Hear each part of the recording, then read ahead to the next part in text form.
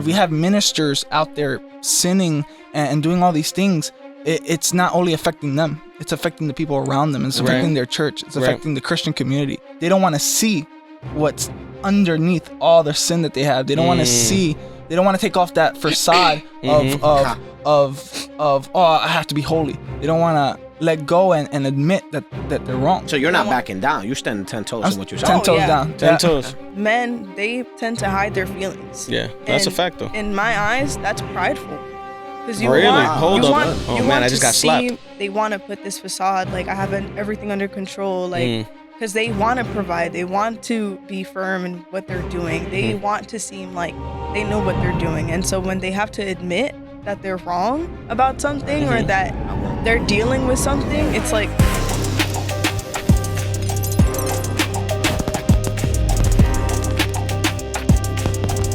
Alrighty, guys, welcome back to yet again another episode of the Dry Bones podcast. We're finally here, bro. What is it? Episode 30. Boom, boom, boom. Round of applause, we were just talking about this, bro. Just how like we were at 28.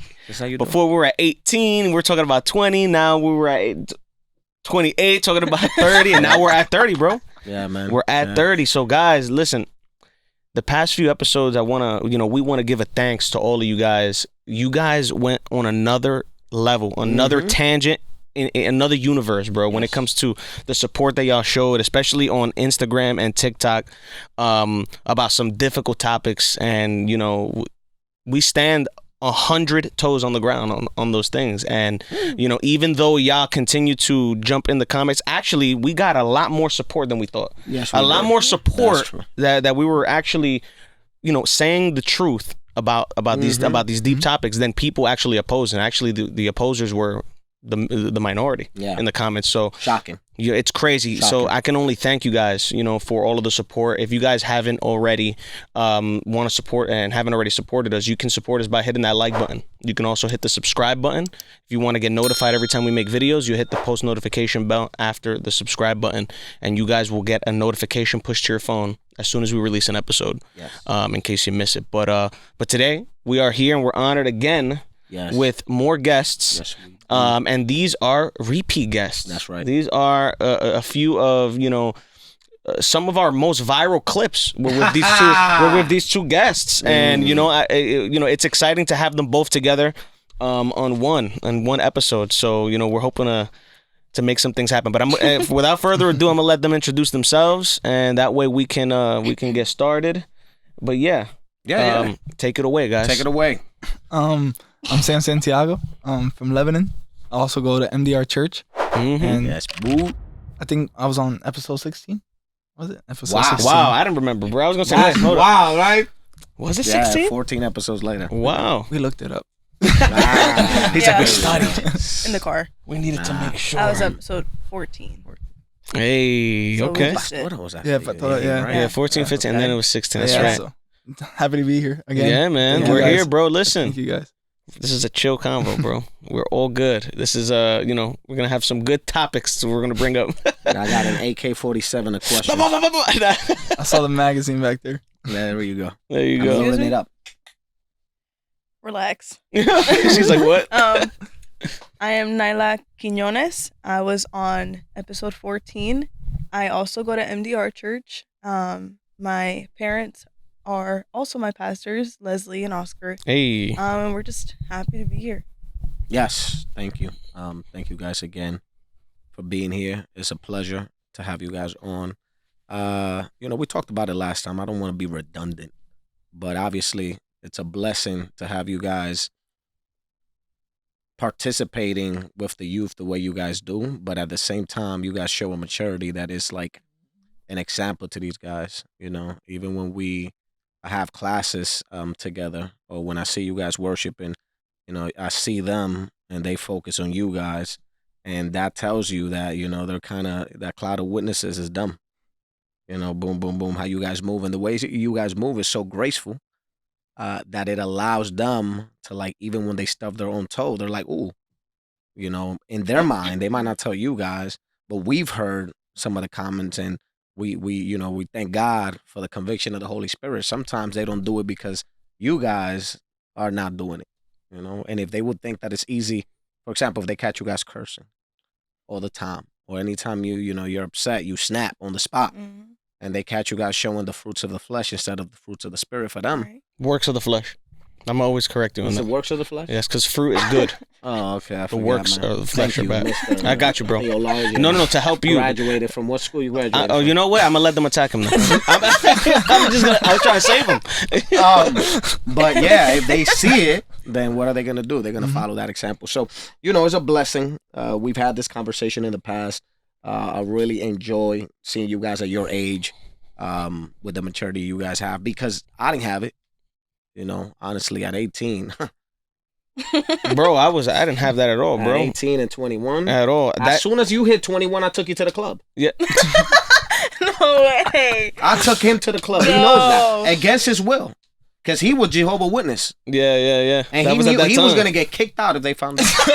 Yo, why are you trying to open it up right now? You're trying to open it up. That's your section. I'm doing it early so you can get it out the way.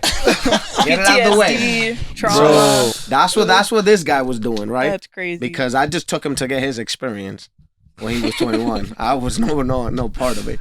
And at 18 in New York, what were we doing? You were in New York still at 18, right? I had just left New York. No, I was already out. No, yeah, I had left New York at 18. Okay. That was already near 2013 for me.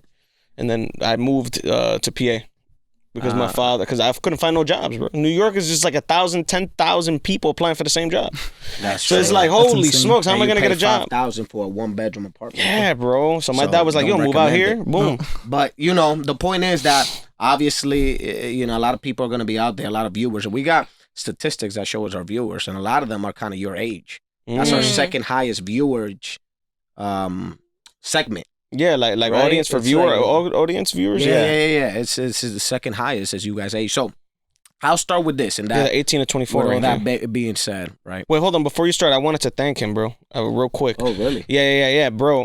That episode that you did was tough because that episode was. You were revealing something that was hidden from a lot of people's eyes, especially in worship, specifically in worship, that people don't see behind the curtain, bro, on those things. So we named it Behind the Mask, right? Or the mask of true worship, and it's because of that veil that is always in front of people. And it took a lot of bravery, it took a lot of guts, and that always comes with backlash. Oh yeah. And on our shorts, there was backlash on that episode. There was backlash on those, in those shorts. But I'm telling you right now, a lot of people's lives were touched by that. That's right. Yes. So I want to thank you for being that bold, and that may we all continue to have that kind of boldness going forward. Amen. But anyway, you can take it away. Well said. That's a good point. Thank you. True. So listen, with that being said, give me some feedback. You came last time, you had backlash. The question is why? Because I felt like you were just speaking what the Lord was putting in you to speak of, right? But it seems like a lot of people didn't accept that or take that well. So what did you see after that episode? What was it that people were rejecting from what you said? Give us some feedback, and then I'll swing it over to her. Let's start honest. Be honest. Yeah. I think the biggest feedback that I got instantly was the judgment, me being judgmental towards the people who apparently was a part of it. As if we were saying the people names. that were smoking weed and then the worshiping. Adultery and all that. I think is that the why. In my opinion, only God knows. But from my perspective, I think the why is when someone touches a wound that's open, it starts to burn. That's right. And I feel like people are living with a mindset of, I'm gonna live the life I want to live. You can't tell me how I live my life. If I'm sinning, that's between me and God.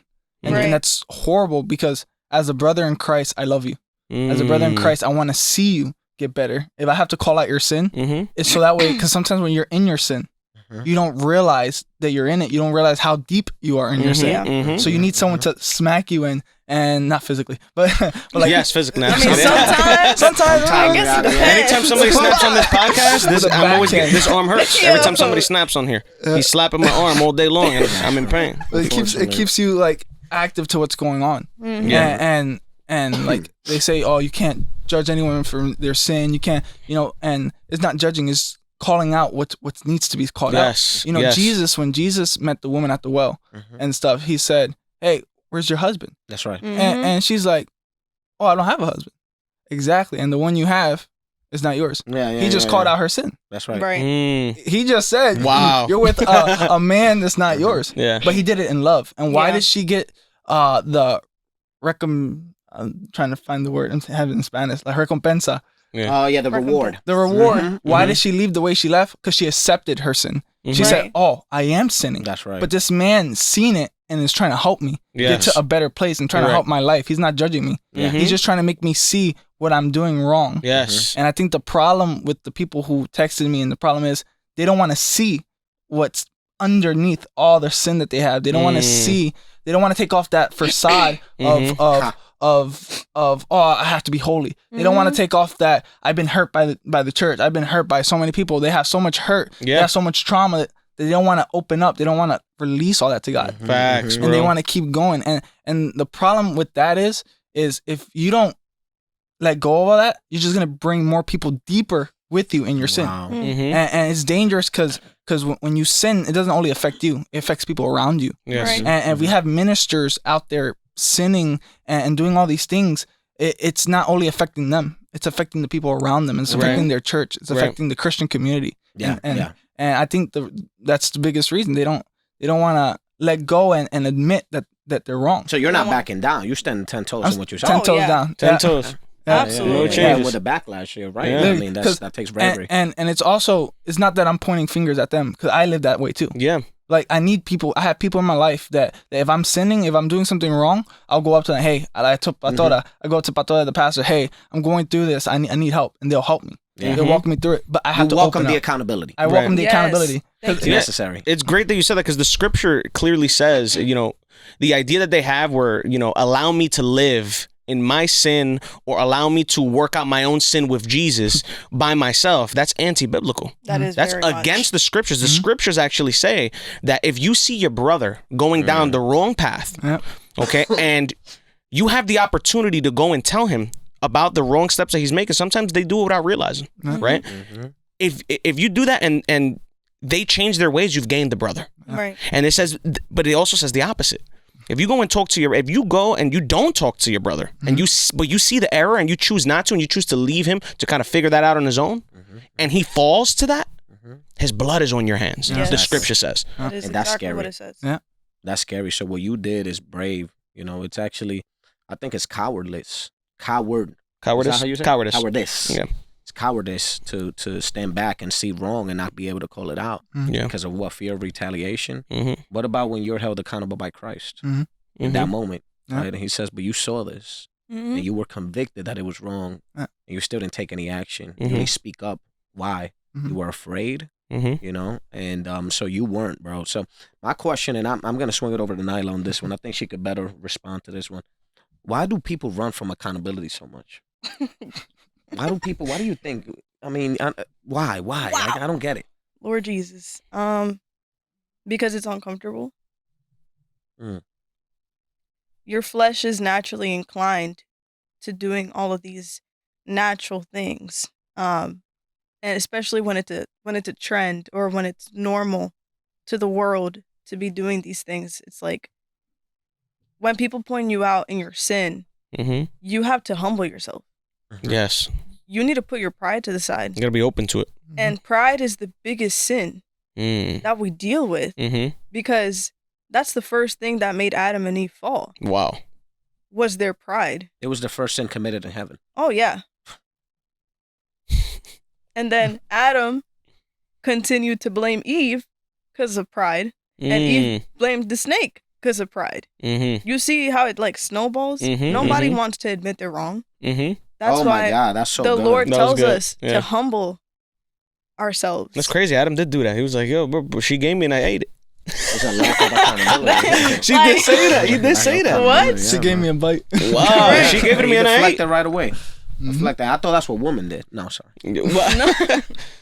No, but we all technically we struggle with it. But we all struggle with it in a sense, like in our own way. Yeah, for sure. Like I don't want to talk for the men, but men, they tend to hide their feelings. Yeah, that's a fact, though. In my eyes, that's prideful. Because you really? want, Hold you up. want, Oh you man, want I just to got slapped. seem, I'm sorry, like I'm not trying to. No, I'm not saying anything. No, you're good. You're good. Look, I got the magazines ready for the AK-47. That's crazy. I'm not it. saying this in a disrespectful way. It's just the truth. Like I know that there's a bunch of women that deal with the same thing as well, but it's mostly men who like they want to put this facade, like I have everything under control, like because they want to provide, they want to be firm in what they're doing, they want to seem like they know what they're doing, and so when they have to admit that they're wrong about something or that they're dealing with something, it's like it's hard for them because it puts them in a vulnerable. It's vulnerable. No one likes to be vulnerable. Yeah. And when you are wrong, you need to be vulnerable. What is wrong with you? I don't know. I feel like his shoulder dislocated. What you're saying, you're doing what you're doing is what I haven't been able to get through to him yet, and you're like. It's like my prayers are being answered with this conversation right now. No, but I have my own reasons why I do certain things. Can you cook him? So I'm glad that you said that. I'm glad that you said that because Explain. I feel like there's got to be a balance. We got to be able to admit when we're wrong or when we've I probably shouldn't have taken this route. I probably should have not spent this money. I probably shouldn't have done this. There is a level of pride that is involved in some people when they don't want to even expose those things that may be a mistake. Mm-hmm. But I mean, when it comes to hiding our emotions, us men, we typically, there's people that hide a lot more than others, right? But then there's also those who want to, be a shield, to their spouse or to the loved one, we know that women are naturally more emotional, right? We know this. We don't want them to, like for me, for example, if I know that there's an issue that lies ahead that is solvable, and it's not necessarily something that is a big enough deal to have to maybe bring up to my wife, for example, I won't.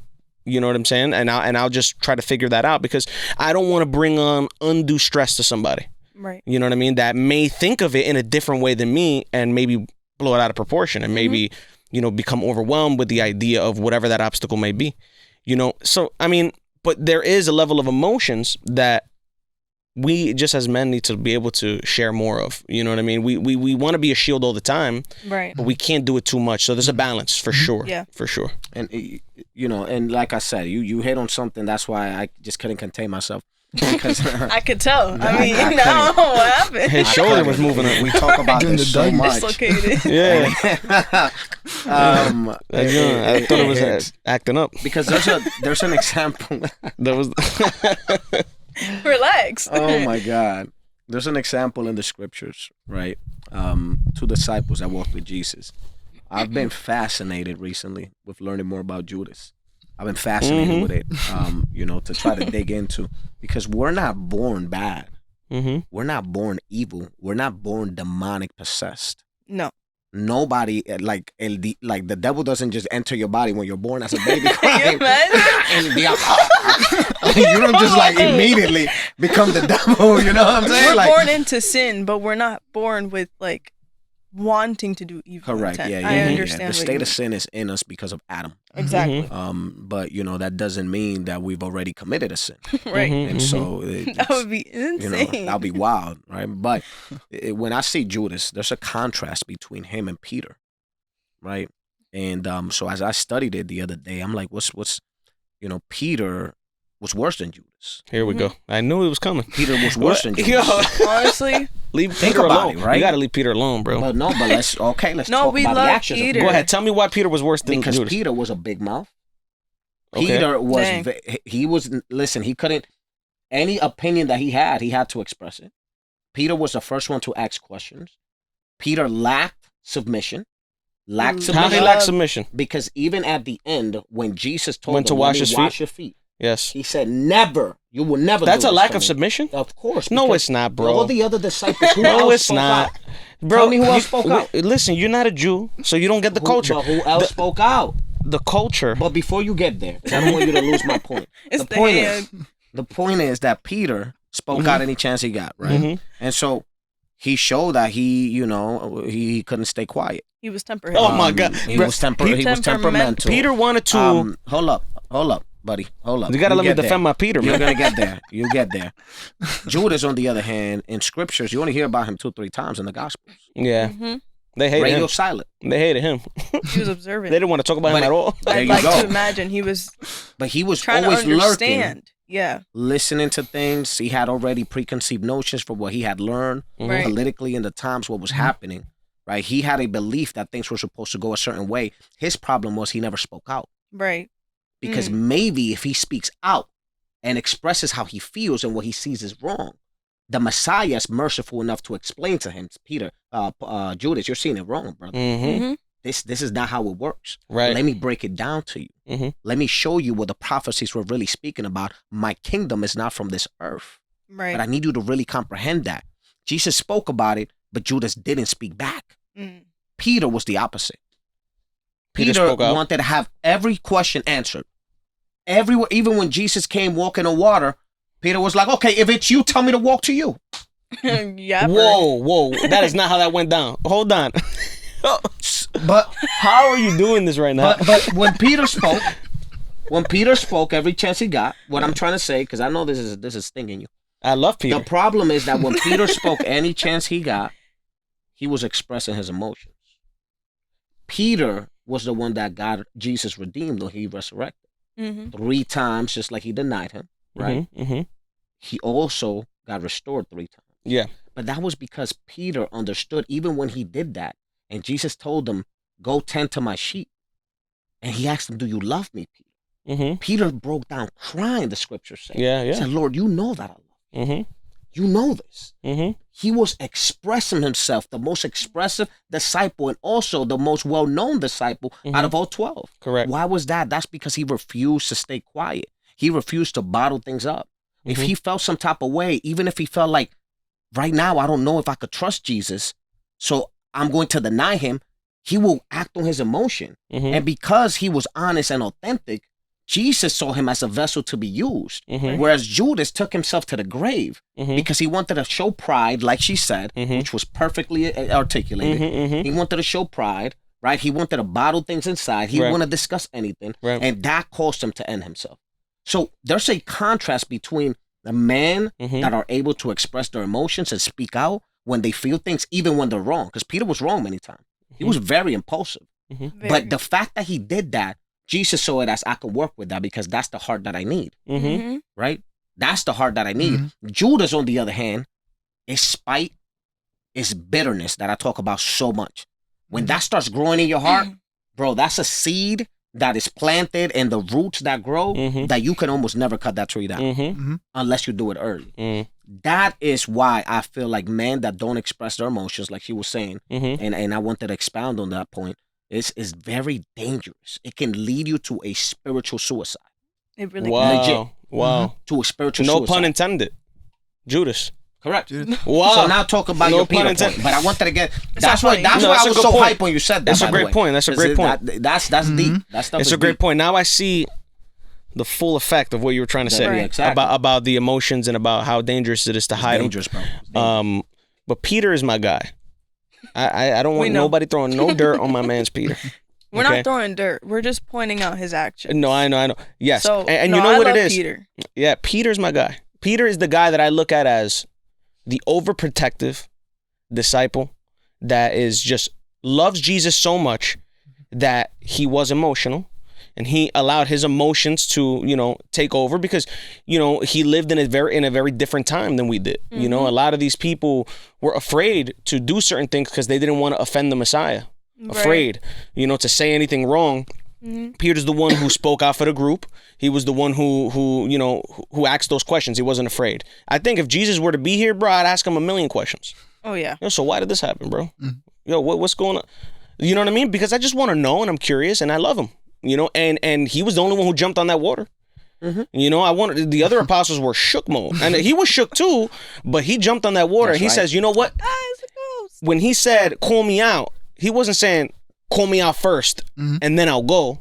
He was saying, 'Listen, if you say I could do this, I will. Yeah, I trust you because if you're saying the one that I could do it, I'm gonna walk to you.' because that is the way that he did, and he walked on that water. He did fall. He got shook like anybody else would. I think I would have sank right away. But you know, I will. you know what I mean? Whoa!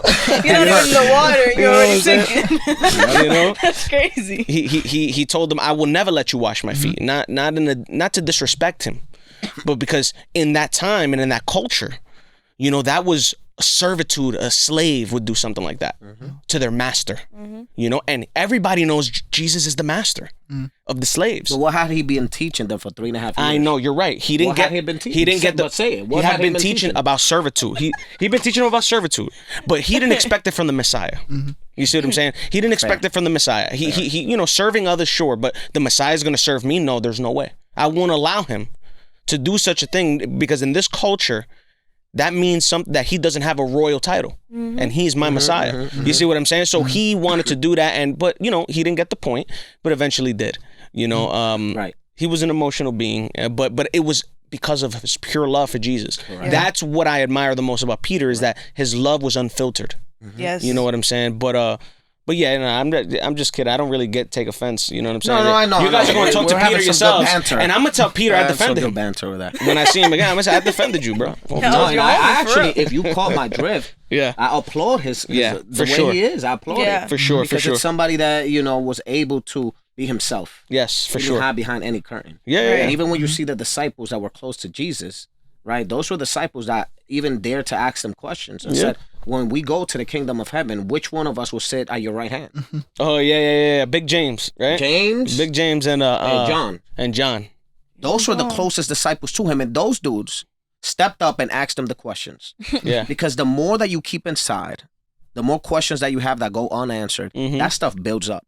And by the time you get to later on in life, you're so bitter that you don't even recognize yourself anymore. Yep. You have already lost yourself.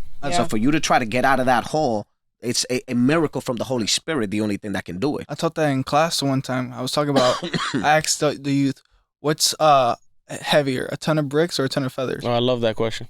And they're the same way, because they're both a ton. You see, you would have got him with that. You should have asked me. Dang it. You should have asked me. Dang it. But and I told him that the bricks are the bigger, heavier things that's visible, that we can see. The feathers are the little things we keep in life, and we keep piling it up. Yeah, because a ton is a metric weight. That's the weight, a ton. Yeah. You know? And when you look back, you can't find which feather was the first one. Yeah. And that's the same thing what happens when we're quiet. You know, it's harder to see what the root is. It builds up. It builds up. Once it builds up, you don't know where to start. You don't know, how do I get out of it? And that's why Judas, because he had all this stuff built up. Yes. And he didn't know how to release it. And he was being deceived, letting his mind and letting the darts of the enemy come into his mind. When you keep yourself quiet, that's why God says, when Paul and Silas were in the jail, I know this is used a lot. People use it all the time. Famous story. A famous story. But when they opened their mouth, they were shackled, they were everything, tied up, everything. They couldn't move, but their mouth was still open. And something happened because they opened their mouth. There's power when you open your mouth. Yeah. Oh, yes. And the enemy wants to silence that. Yeah. You know, and it's insane how, and the Bible even talks about it. There's life and death on your tongue. Power of the tongue. Yeah. Tongue. Power Which of life in the is insane. You would think that you have power somewhere else in your brain, but the tongue. The tongue has the power. So your brain. when you open your mouth, something has to happen. Hallelujah. Telekinesis. Hallelujah. Yeah, it's just. That's powerful, bro. And you're absolutely correct. Now, I'm going to shift gears a little bit, right? You're a music director, right? You're a worship leader. You know, you guys are both still young, right? And you're also a pastor's kid, which comes with a whole nother set of responsibilities and expectations that we talked about in the last pod. I love it here. Okay, guys. But you know, with that being said, I feel like you're more of an introvert, right? Or do I got you wrong?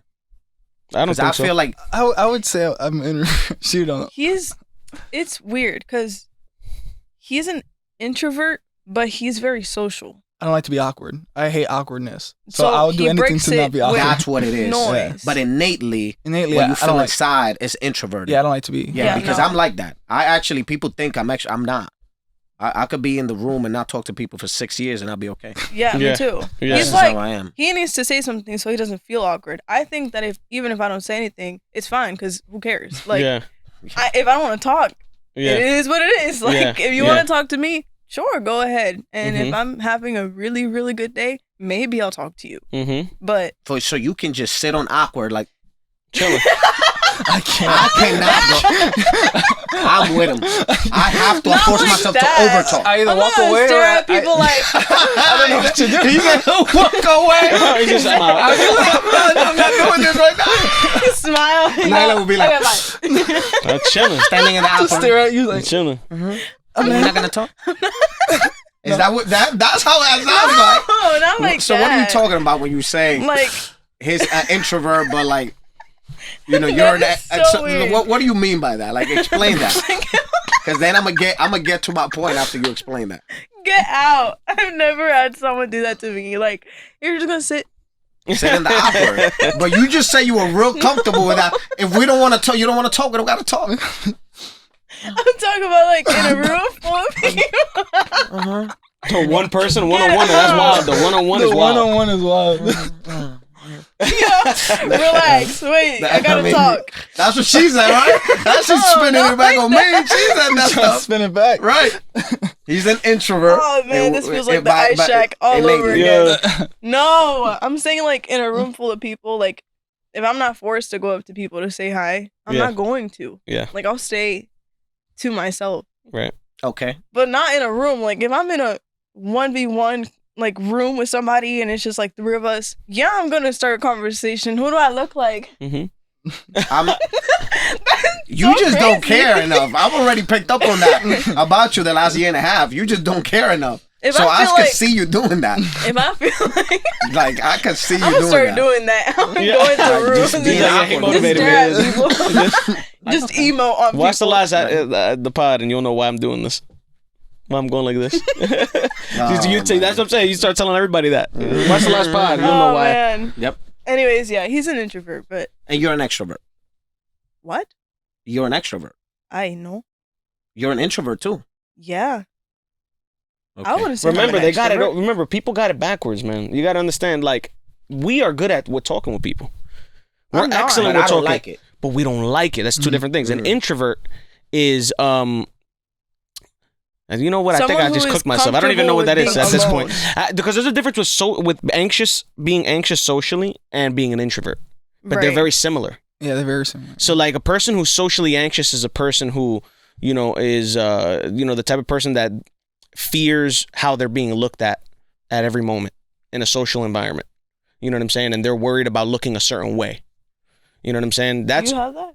No, I think that's a little. We'll That's what a social easier for anxious the. I used to be more introverted. I was very introverted growing up my whole life. I was the Mhm. youngest. Very quiet kid. I was the youngest. I was the quiet kid. Mhm. Like people be wailing at me, calling me names. Doing, get out.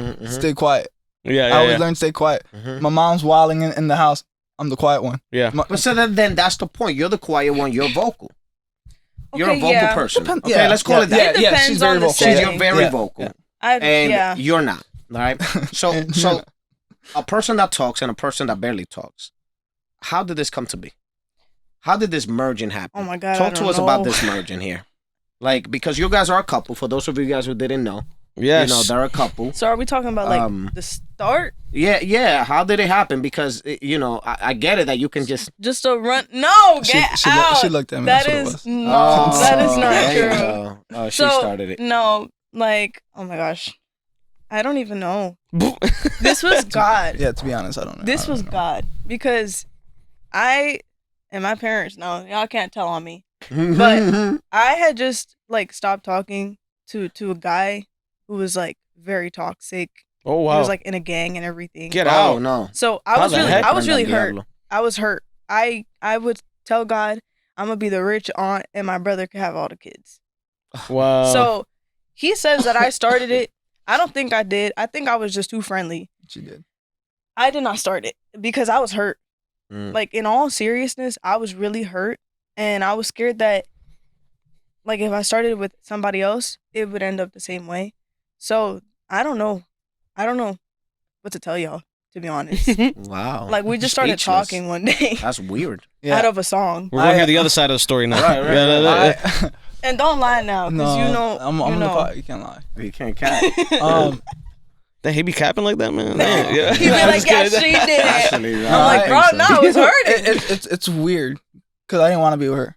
Like in the beginning, We didn't want to be with each other. 'cause I didn't see myself with her. No. And I wasn't. I don't want to say I was in a relationship. I was talking to someone for years, but since I was so introverted, I never expressed my feelings. Mhm. So every time I would talk to a female, I wouldn't express my feelings. I would just He's still kind of like be like a friend zone and see where it goes from there. Try to get to know the person, but that caused me a lot of problems because I would never be like, "Hey, I like you. I think you're cute." Yeah. I was so there introverted. wasn't a boundary or like a I line.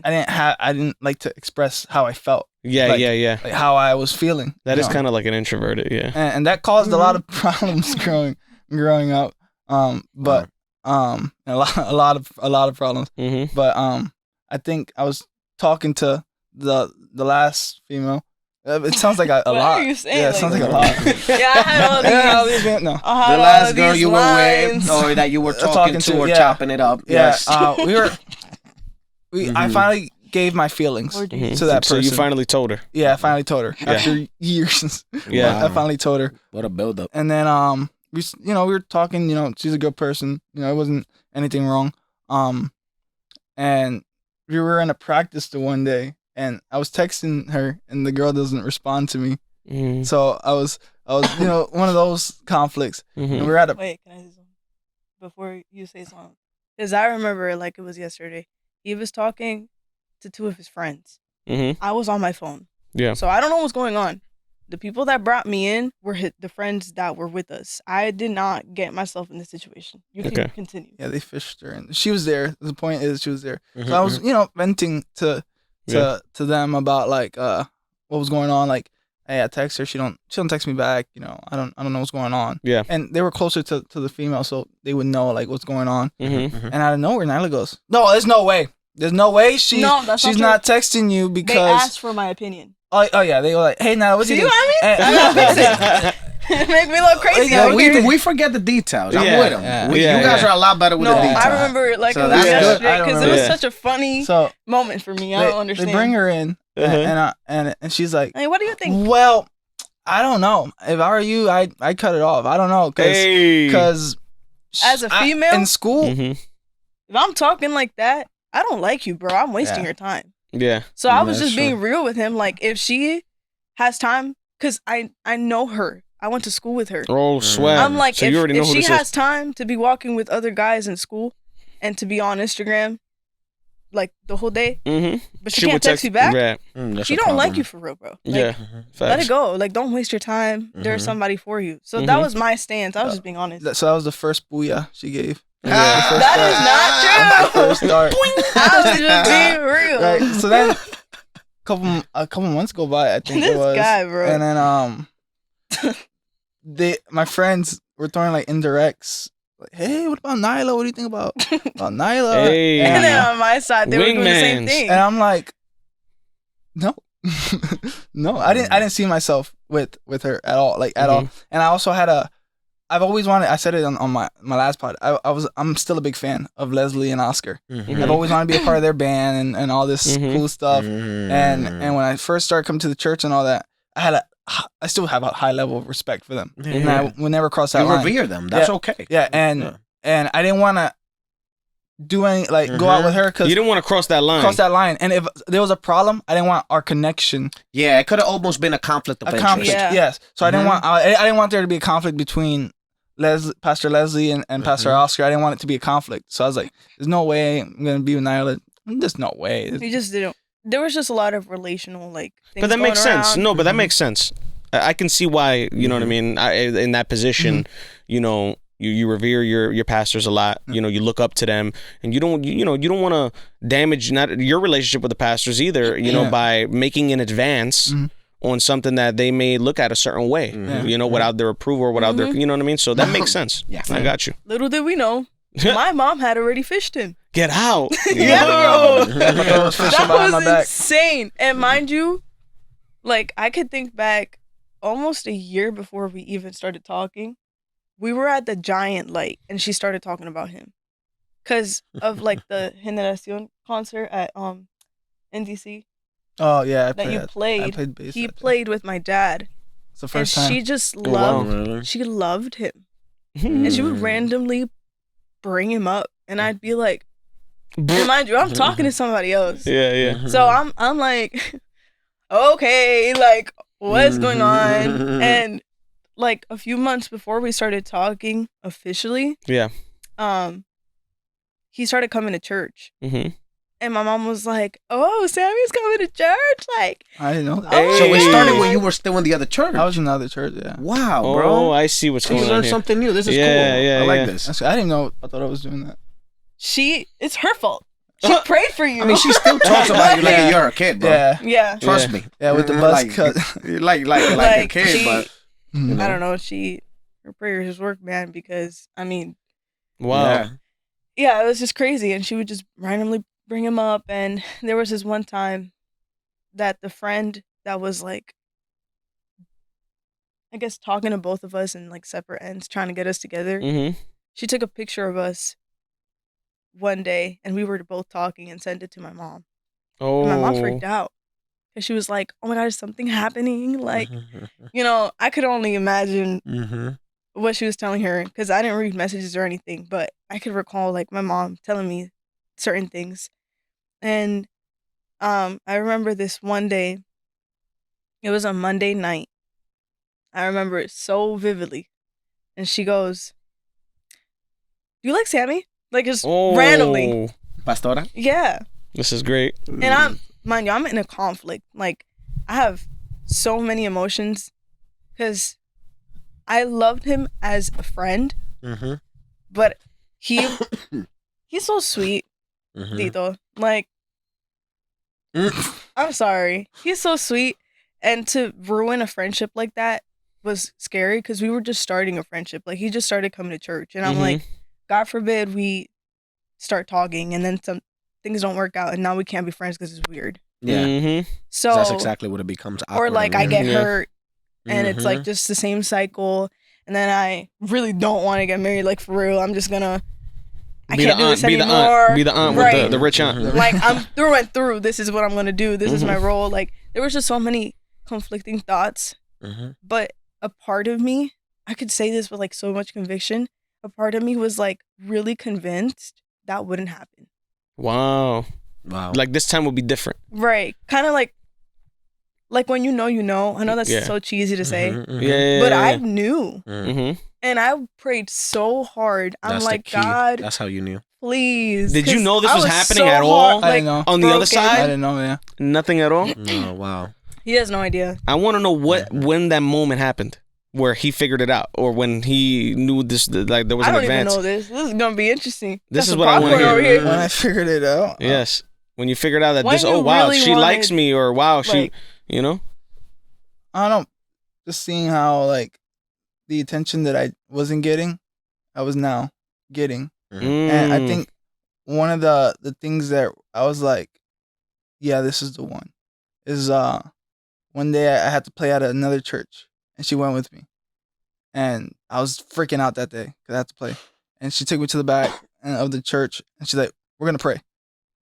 I was like, what do you mean we're going to pray? No, we're going to pray right now. And she grabbed my hands and I remember we prayed. I was like, wow. And that blew my mind because not only did I knew I was getting someone that would support me emotionally, but was going to have my back in prayer. Wow. And I'm like, wow. To find that is hard Yeah. because people, to teach someone spirituality is hard. Yes. Mm. But to find someone who's spiritual, has a spirit, not spiritual life. That's not what I want. A prayer life. Yeah. Has a prayer got it. life.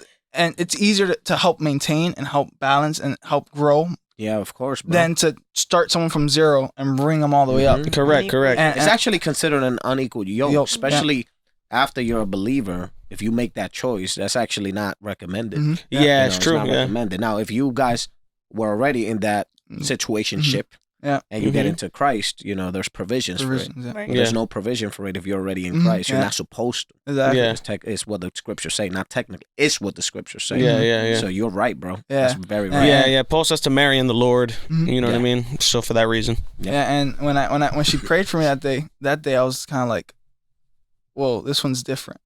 Because I never had anyone pray with me or pray for me. I was always giving and praying for the other person. For someone to stop and pray, that right there blew my mind. So you knew there was a shift happening in that moment. Yes. You said, hold on, there's something going on here. Yeah. That was the season. You said you didn't hear this. This is the moment. See, that's why this is Do you so remember important. that moment? Do you remember? You remember. So now she knows the exact moment that... I was in the front row, and he was about to go up. Like, I think, I would say like 7 to 10 minutes before he went up, he texted me. He was like, bro, I'm so nervous. And I'm like, I didn't know what to do because your physical self, like, you want to be supportive. Yeah. But the first thing I could think of was, I'm going to pray for him. Because, you know, there's nerves, but then there's like nerves that limit you. Yeah. And every single time I go participate in the front for whatever it may be, I always pray, Lord, take away any nerves that don't belong to you and place in me your fear. Because that, like, it settles my nerves.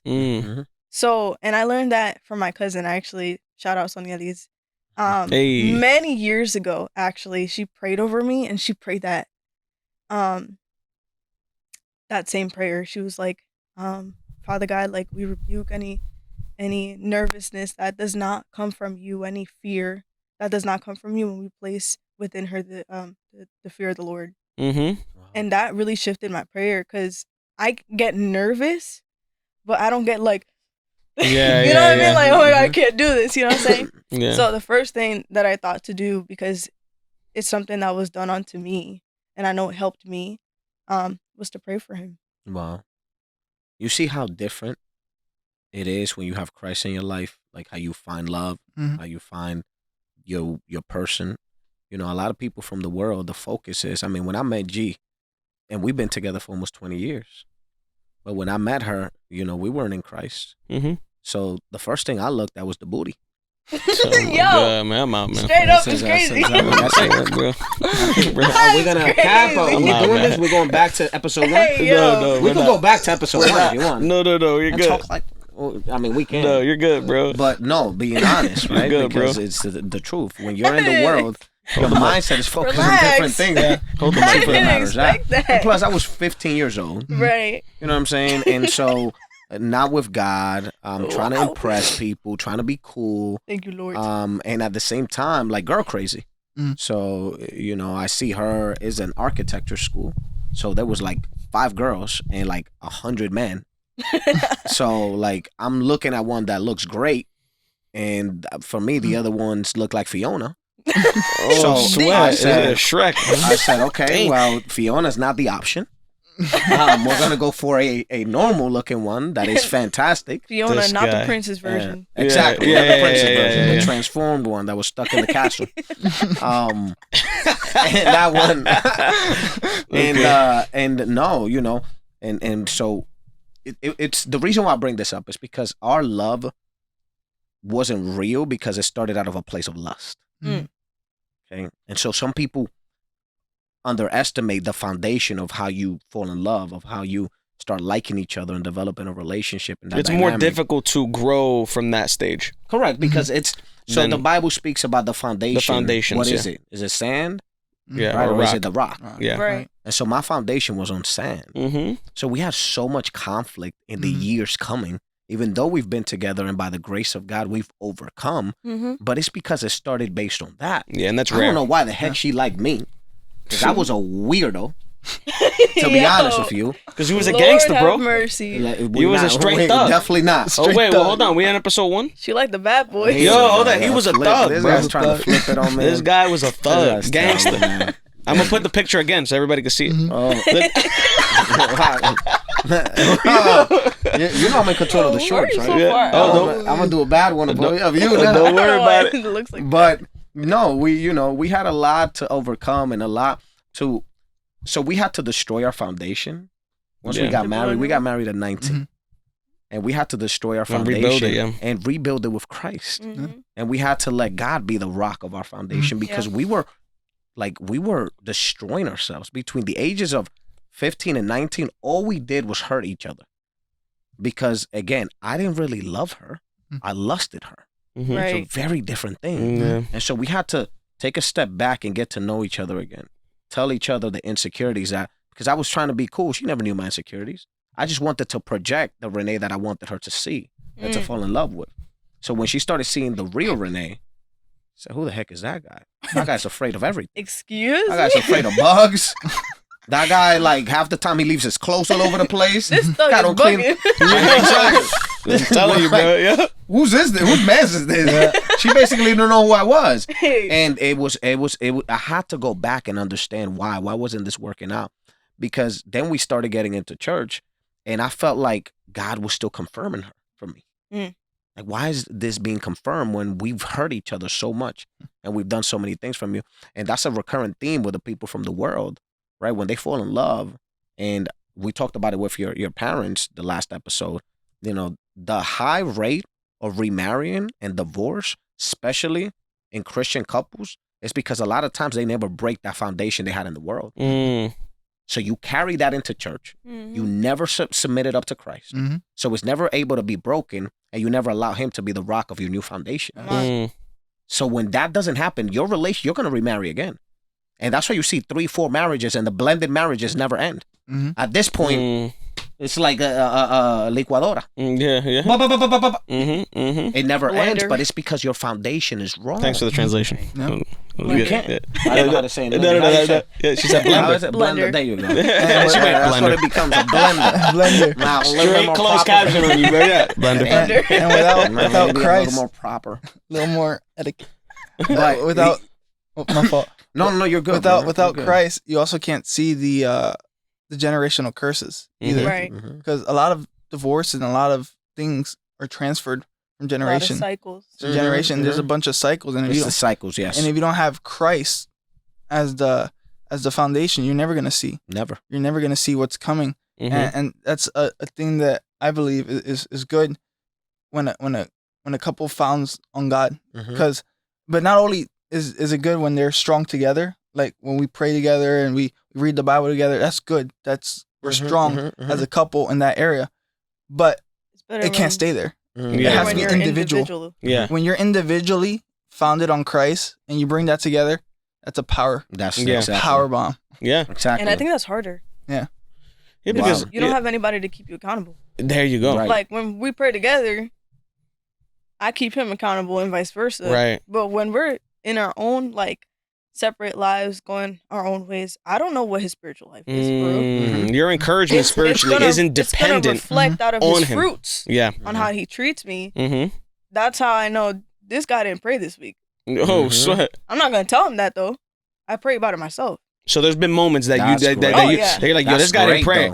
You heard that? There's moments where she said, bro, this guy didn't pray, man. Yes, and you can feel it. Yeah. You I can can feel feel when you And don't it's pray. probably vice versa Feeling too. you. Like it's not just him. Like Yeah. I'm sure he's felt that with me too. 'Cause Exactly, yeah. I'm not a saint. Yeah. I'm not. No, we're none of us Hallelujah, are. like Yeah, no. it's like the offness. You feel there's something Yeah. off. Of course. You know what I'm Of saying? course, because prayer keeps you grounded. Yeah. And so even when there's conflict, you respond differently when you're praying. Oh yeah. Because you have this closeness to Christ that you automatically receive that adopted spirit and character of Christ. So you start responding to everything like that. Like Yeah. with love, somebody could slap you, and it's what the word says. Here's the other cheek. But that's because you're praying and connected to Christ. Yeah. Right. You can't display that because the nature of what you talked about is pride. So you slap me, come on, let's go. Let's square up. All right, let's go. I'm about to, you know. And so that what you're talking about is key. Now here's the thing for you guys, the question. Like, you got this relationship. Has everybody been endorsing it, or have you had people contrary or like against you guys' relationship?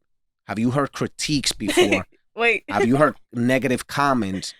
Have you had things that almost tore you down from people you didn't expect Oh. based on this yeah. relationship? Yeah. Have you? Yeah. Talk about it. Dang. Or give me an example. In the beginning. In the beginning. Yeah. In the beginning. In the beginning. Oh my gosh.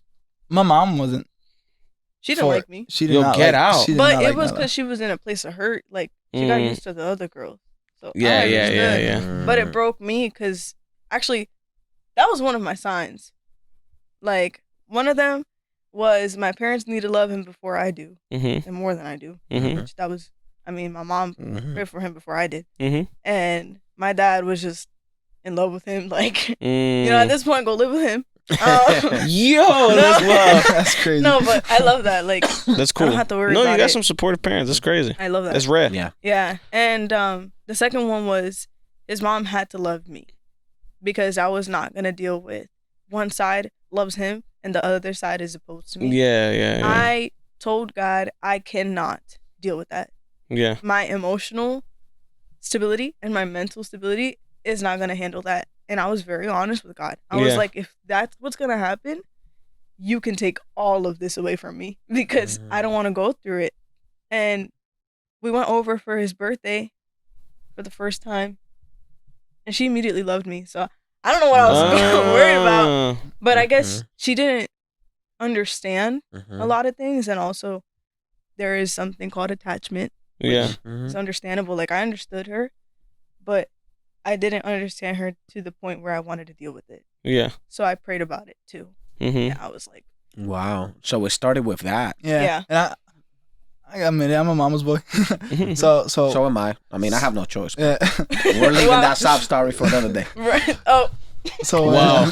I just got it, Got bro. I'm sorry. No, you're good. Trust me. So, so when she saw, when she was not acting that way, but when she had her opinions about it, it kind of made me like, oh man, like maybe she's right. Maybe I picked the wrong person. Maybe she's seeing something that I don't see.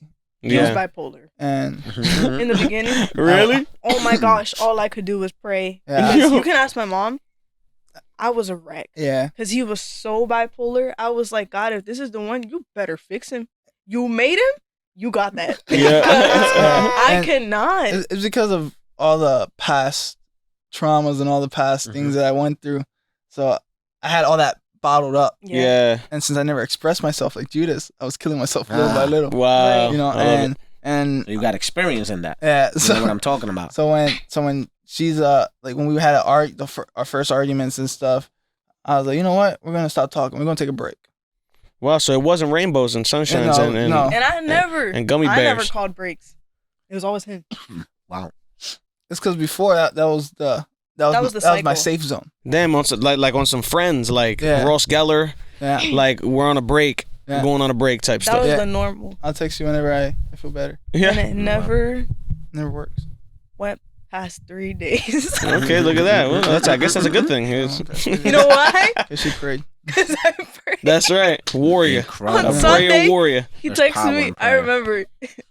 It's so funny to look back. The Sunday he texted me a whole paragraph. I don't even know what we were fighting about, to be honest with you. But he said something about I need a break. And that night, I got on my knees and I said, Lord, I'm heartbroken, but not heartbroken enough to move on. So if you don't come back in 3 days, I'm done. Wednesday he Resurrect me texted like me, Jesus. let me know when you get home. Oh my goodness.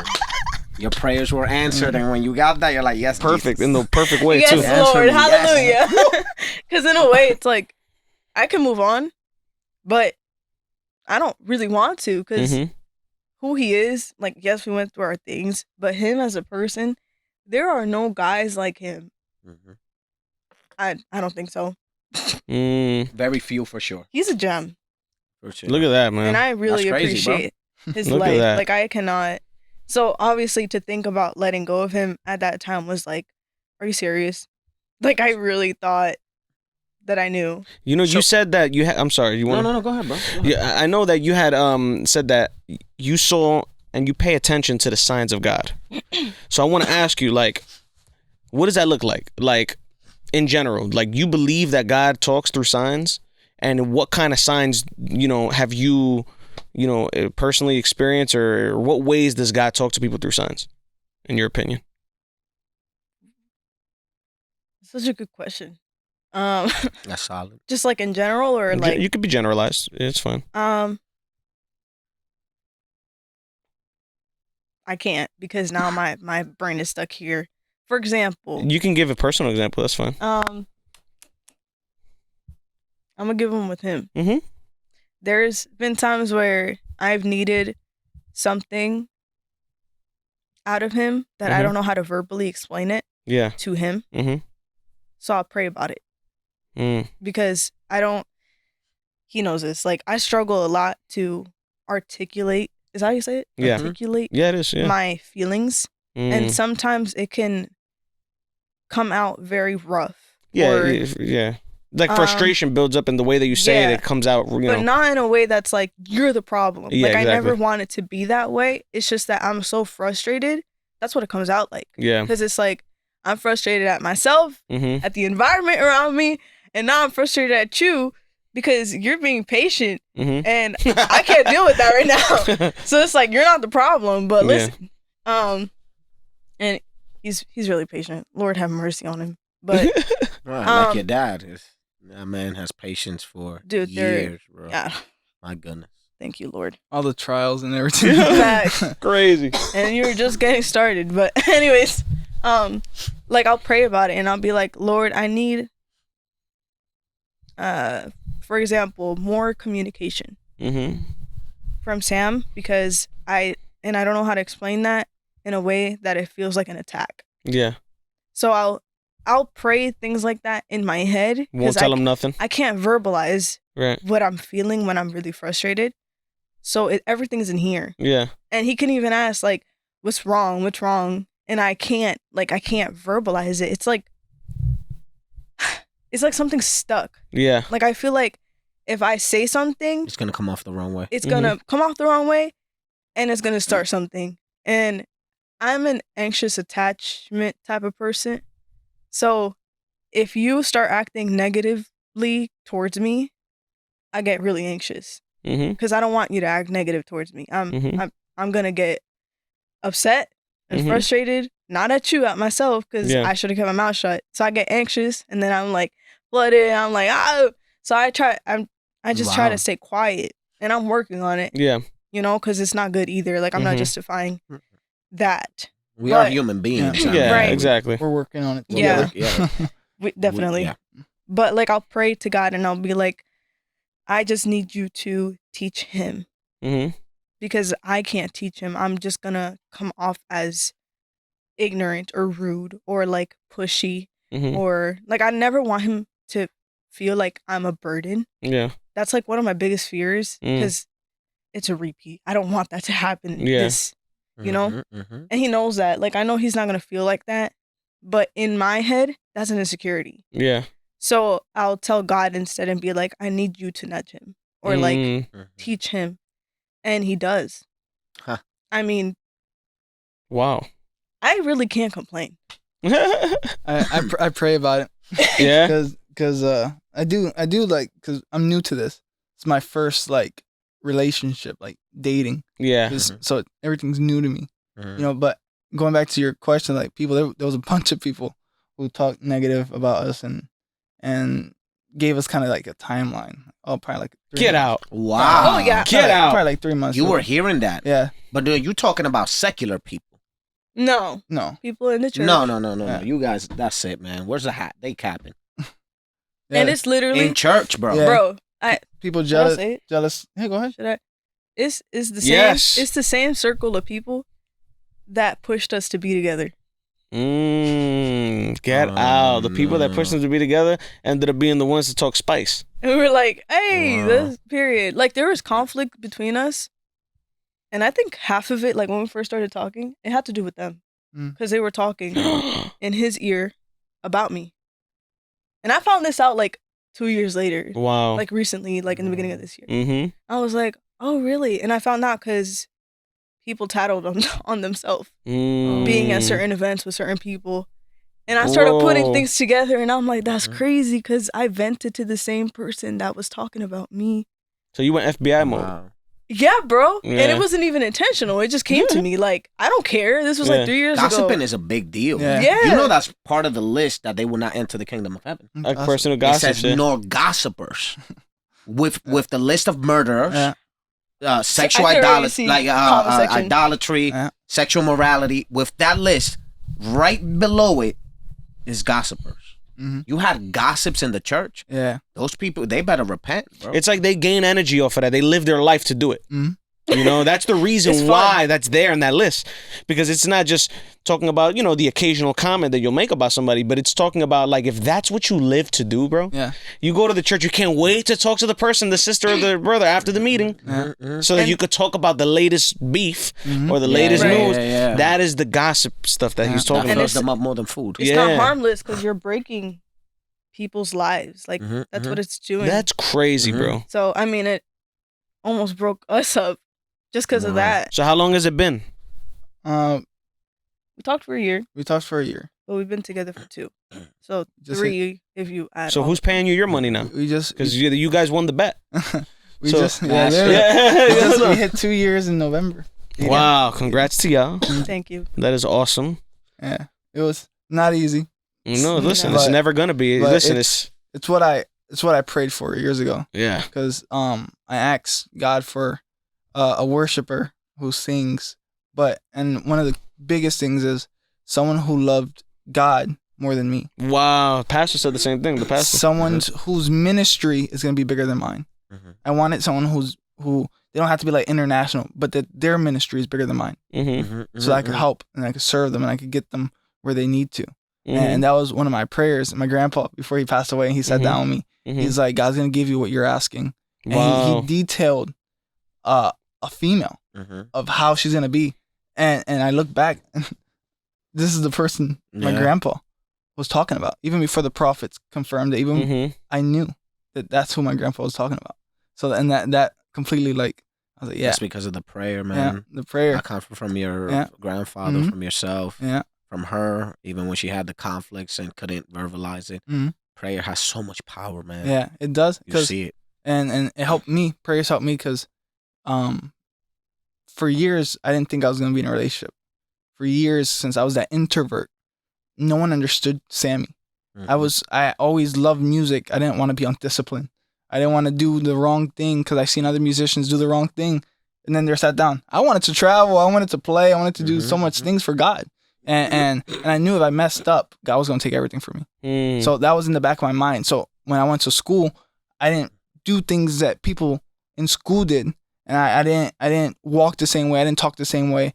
If there was a female, I had respect for the female. Other guys would backlash on the female, and I had respect, because that's the way I was raised, Right. And that's the way God was making me.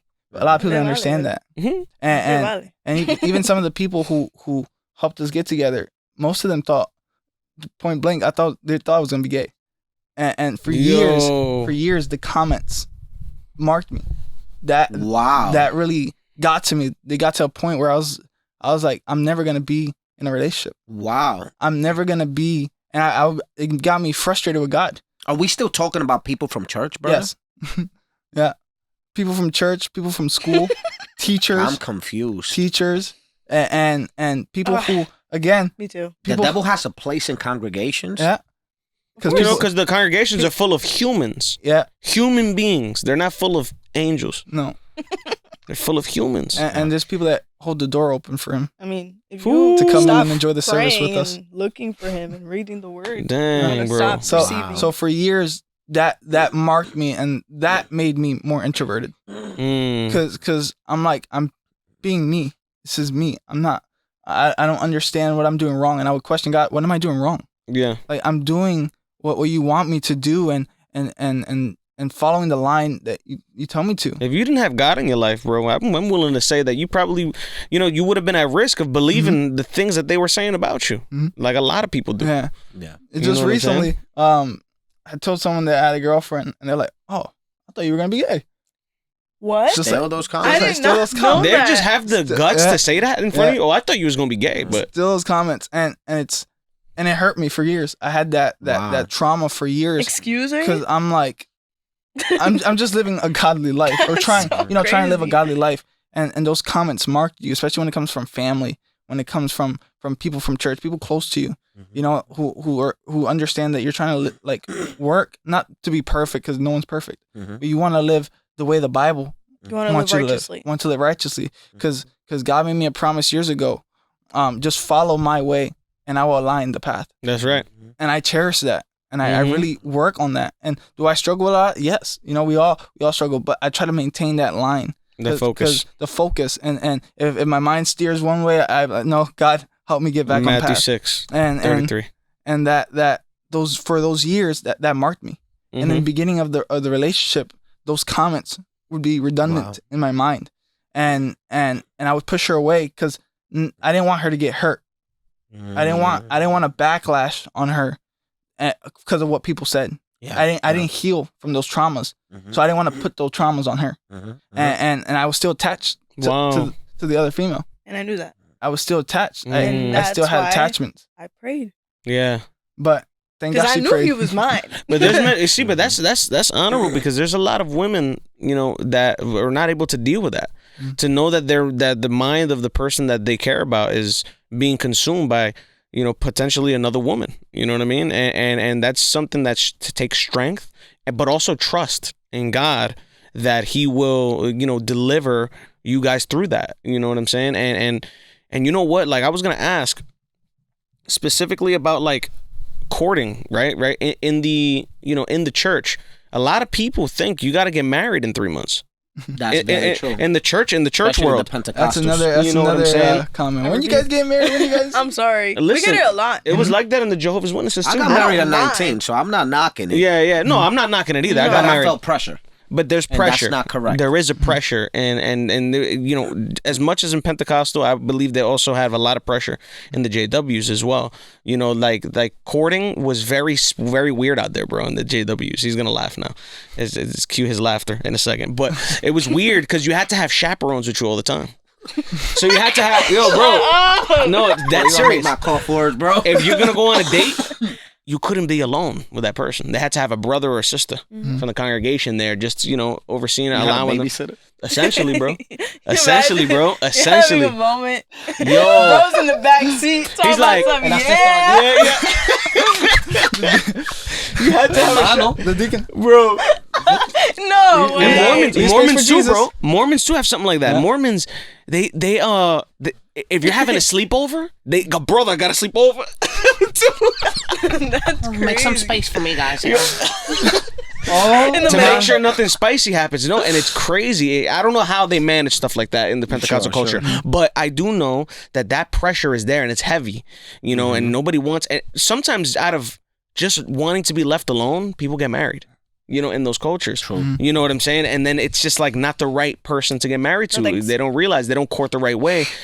You guys have been, you know, together, you say for 2 years already, but officially 1, or I'm not sure if I got that. That's backwards. Yeah, that's backwards. Okay, cool. It was talking 1 and then officially 2. Okay, yeah, talking 1 and then but officially 2. I questioned myself. I was like, I don't know if I got that backwards or not. Yeah. He's never been good at math. No. Actually, I'm pretty good at math. But anyway, you know, with that being said, you know what I'm saying? Give us a little bit, I don't know who wants to take this question, but give us a little bit of insight. Like, do you have to do that? No, right? You don't have to get married quickly, and why? Like, no, you don't. You don't. I think there's a lot of people overlook the dating step. It's so important. Like why it's important. Exactly. Why it's important, because we both have baggages. We both were raised 2 different ways. And I don't see the need to unpack my bag when I get married. Yeah.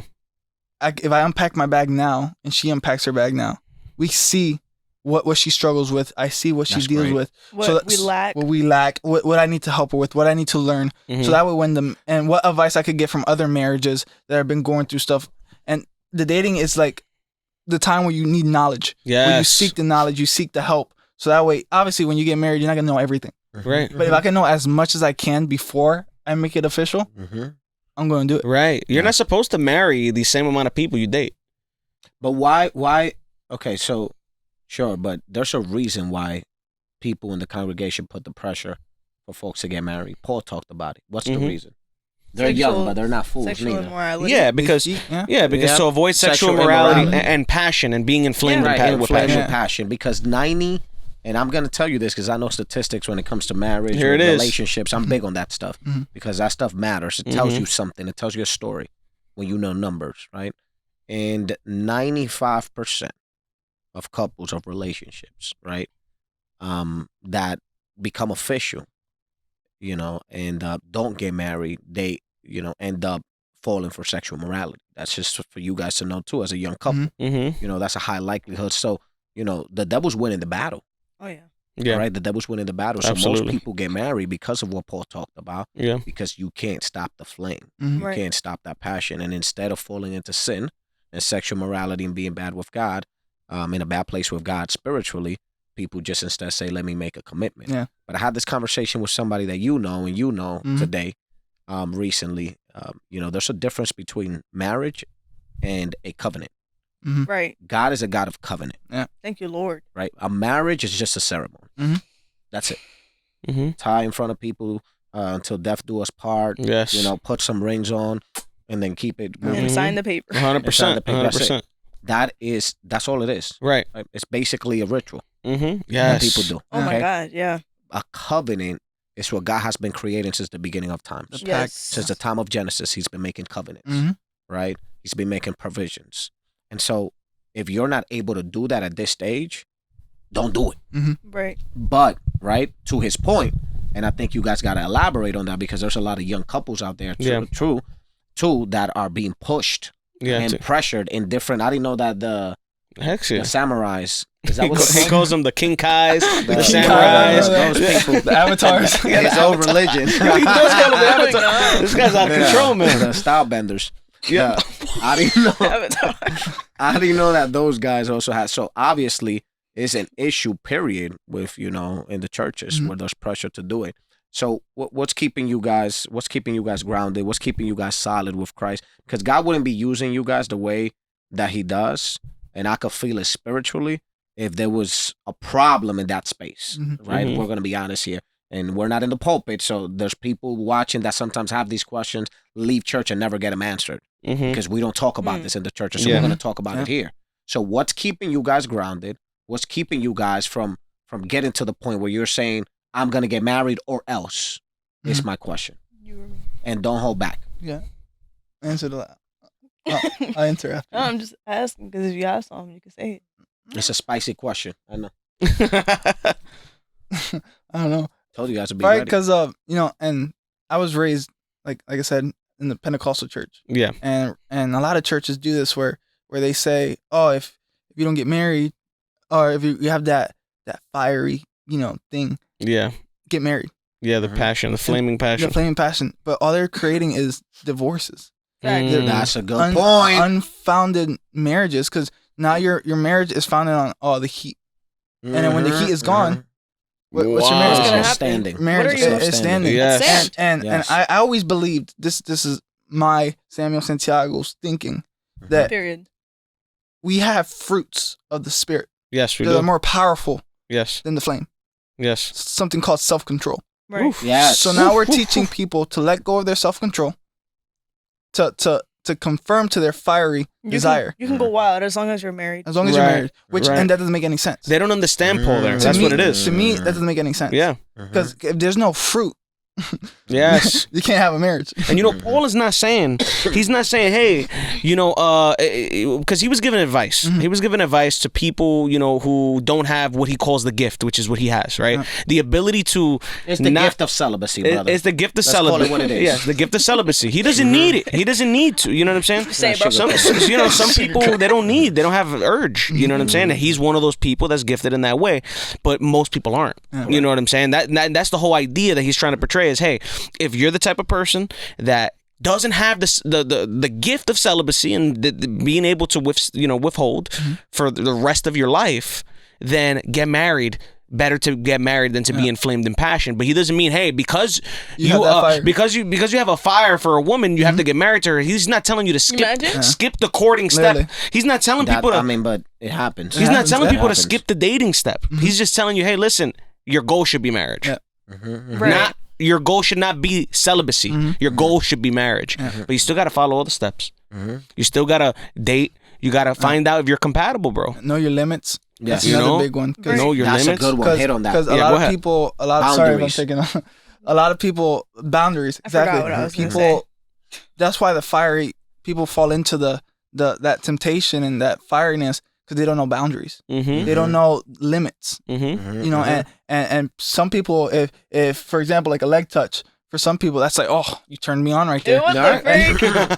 I like it. There's people Honestly, that like that. Talk that There's talk, people bro. that like So that. Let's true. go. You know, and That's right. since they don't know their You're holding boundaries. hands. You're like, ooh. So You know what? There's people like that feel too. like that. Feel like that. I'm like, okay, I'm seeing it. It's just a hand I'm touch. not, I'm not Yeah, making yeah, fun of yeah. anybody. It's just like, to me, that's just a little strange to me. I just have to laugh. But about they it. don't- Thank God he built you different. Literally. Because they trust don't. me, some people are like that. They don't know their limits. They don't know their boundaries. They don't know, Oh, and my they're not Lord. open about their boundaries. They're not open about their limits. You know, and if you don't pray, if you don't read your Bible, you're not gonna have a conviction, and the Holy Spirit. You're not going to have fear of God, like fear of the Lord. Exactly. Fear Yeah. of the Lord, to me, is the biggest thing.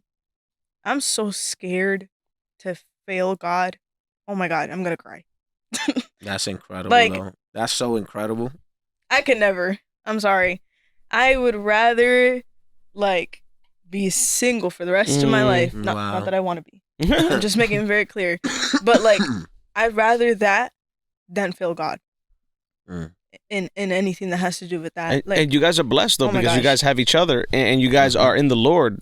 But what do y'all say about people that are not? What do y'all say about those marriages, right? people that So- are not in. That Not are not in the Lord. marriages, relationships, because they don't have experience in Oh, that I'm sorry. space. That's what I meant. Right. The That's what I meant. relationship piece they have. Like- Relationships, like young somebody people in the living church, together who are not in church. Is that what you're talking about? maybe one is. Let's say you have one unequal yoke. One is not in the church, one is, and they're seeking relationships outside of the church and in the world. Like, what do you say about that? I think. I'm gonna talk. What? Go ahead. I'm scared. You know that. No, I talk- By the way, Yeah. I talked enough. that's actually really rough because I've never personally experienced it, Mm. but I have friends who have. And ultimately, Wait, so this guy that was in the gang was in the church? oh my gosh, his grandma. What is going on here? Wait, Okay. what does that He do? will But no, wait. patch the service with a 'cause red bandana. His grandpa was a pastor. Ah, wow. Look at his face. That's what I'm What saying. just happened? That's why. That's I why. was such a slow child growing up. Anyway, I'm sorry to sorry, interrupt you. but Continue yeah. what you were saying. Yeah. I was like, oh, his grandma, and his grandpa go to church, so that should be fine. Like, no, girl, no. thank God you. Yeah, walked away from that, You got some but- sense into you. No, that was Good. so ghetto. Like, Lord, help you. Anyways, no, if there's, so you're saying unmarried, Yeah, but unmarried. you're living that's, yeah. together, and one is in church and one is not in church, right? That's a scenario that happened. So yeah, I think let's go with that one. that the person that is in church Mm-hmm. should have integrity Mm-hmm. to God first. Mm. Because it's better to be fully out Mm. than be lukewarm. Oh wow. I just don't see the point. And Yeah. if for some reason, because I mean, if you're living together, you feel the fire, Mm-hmm. maybe move out. Mm. Wow. And I know that sucks Mhm. to hear. If you want to continue that relationship, right. maybe it's smarter to move out. Is what you're saying. Okay, Right. yeah, it's Or true. commit, because you're already living together. Or commit. Correct. Get married. Yeah. Because the biggest issue in marriage is, one, you don't unpack, Mm-hmm. right? So there is all of this luggage. But once you're Mhm. living together, you're basically unpacking Mm. because you're already living together. Yeah. That's Yeah. the point. Like, that's one of the enjoyments of marriage is you get to live together. Some people skip marriage because they think it's just a piece of paper. Yes. Because they don't understand it's The a covenant part. Yes. not just, Yep. oh, we're just going to stand in front of a priest. Yep. So it's different if you're both out of church and you don't want to get married. That's your problem. Mm-hmm. Because the same rules and regulations that apply to me with God don't apply to you because you don't have the same God I do. Does that make sense? Mhm. So people who are living the way they're living in the world, our job is to bring out the gospel Yeah. and to make sure that all ears hear and all eyes see us preaching the word of God and the gospel of Jesus Christ. But we cannot force anybody into a covenant with God. Mm-hmm. Right. They got to choose that themselves. They have to choose. Right. So if they want to keep living that lifestyle, that's on them. Yeah. Point is, we did our job, Mm-hmm. right? Mm-hmm. So I was actually arguing with somebody today about that. Yeah. Yeah, because, oh my gosh, at She's my so job, spicy when she says that. Yeah. I die, bro.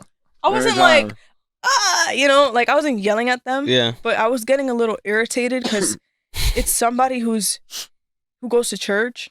Oh man. It was at my job. I'm trying to take care of my client, bro, and this guy's yapping and yapping. I'm so scared that they're gonna see this. But we were basically arguing. Too late Yo, now. I hope you don't see this. Stop yapping, bro. Yo, my But- allergies just kidding, are go gonna ahead. kill me Bro, today, man. literally, like, he was like, no, like, we gotta put a stop to the evil in this world and, like, all of these things. Oh. And inside, like, I understand you. Like, I understand. You're on fire. Like, you want to put justice out there. But at the end of the day, vengeance is God's. Mhm, You know what I'm mhm. saying? So just do your part. Like, there's some people that worry so much, like, about things that God already took care of. Mhm. Very true. So it's like, all right, relax. Everything's going to be fine. Mhm. I mean, not really, because the world's going to fall apart. But if you're doing your job, all right. I like that she said God already took care of it. Yeah. Because it's because it's already said and done. Mhm. Right. Those That who was cool. choose him will meet him. Yeah. And if you don't choose him, that's fine. You don't got to choose him, but your fate is sealed. Like, I'm sorry. That's just how it Mhm, is, plain and simple. Yeah, Whether or yeah. not you believe that that's the case, it doesn't change the truth. Right. People are like, well, I don't believe in that. Well, you're going to believe in it when you die. Too bad. Yeah, Like, yeah, yeah, yeah. That When makes you no wake up on the sense. other side in Right. that fiery furnace. Oh. That's why it's better to chill, believe bro. You now. gotta chill with that. You need to believe now. You need to research yourself. Like, Yeah. there's so many things to be worrying about. Yes. But the ultimate thing is your salvation and your eternal life. Like, Wow. yes, this world is falling apart. It sucks here. Like, but there's better things to be living for. Mm-hmm. And you will only see that when you have Jesus. Mm-hmm. Because without Jesus, everything is trash. Yeah, amen. Everything is trash. Everything is depressed. Mm-hmm. Colors don't even look like colors anymore. Wow. Like, you don't understand what your purpose is because you don't have one without Yeah. Jesus. And I can't force nobody seeing this to follow Jesus, Yeah. but I've been there. Like, I was raised in church my whole life, and I know what it's like to be in church but not have Jesus. Wow. So it's like, I get it. Mhm.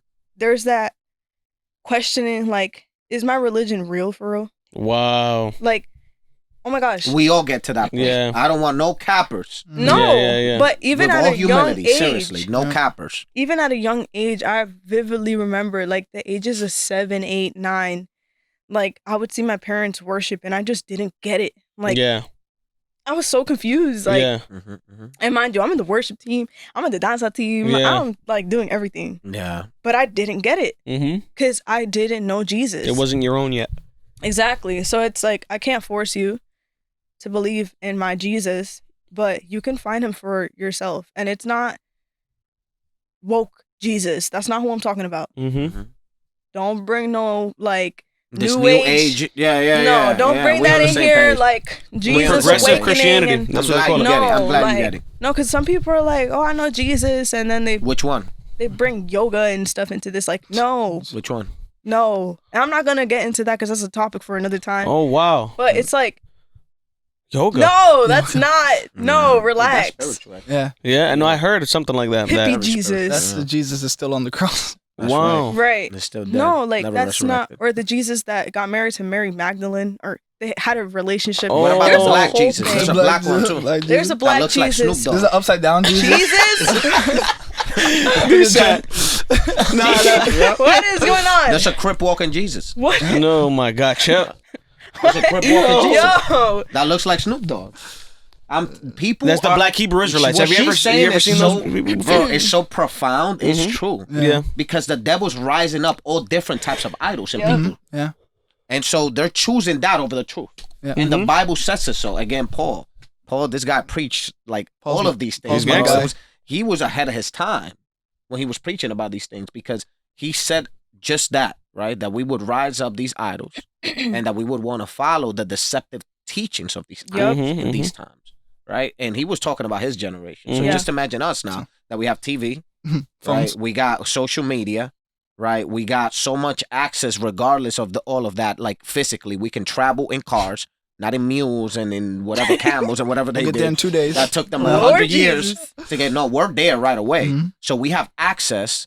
We have resources now. We have distractions all over the place. So what you're talking about is true. That is what's pulling us away from knowing the real Christ. Yeah. So that's what's stopping a lot of people from understanding how important it is to practice celibacy in a young relationship. Because they don't know Jesus for real. Because you don't know, am I really going to honor him by doing that? Or, it's okay. You got to taste the pie before you eat the cake. Bro.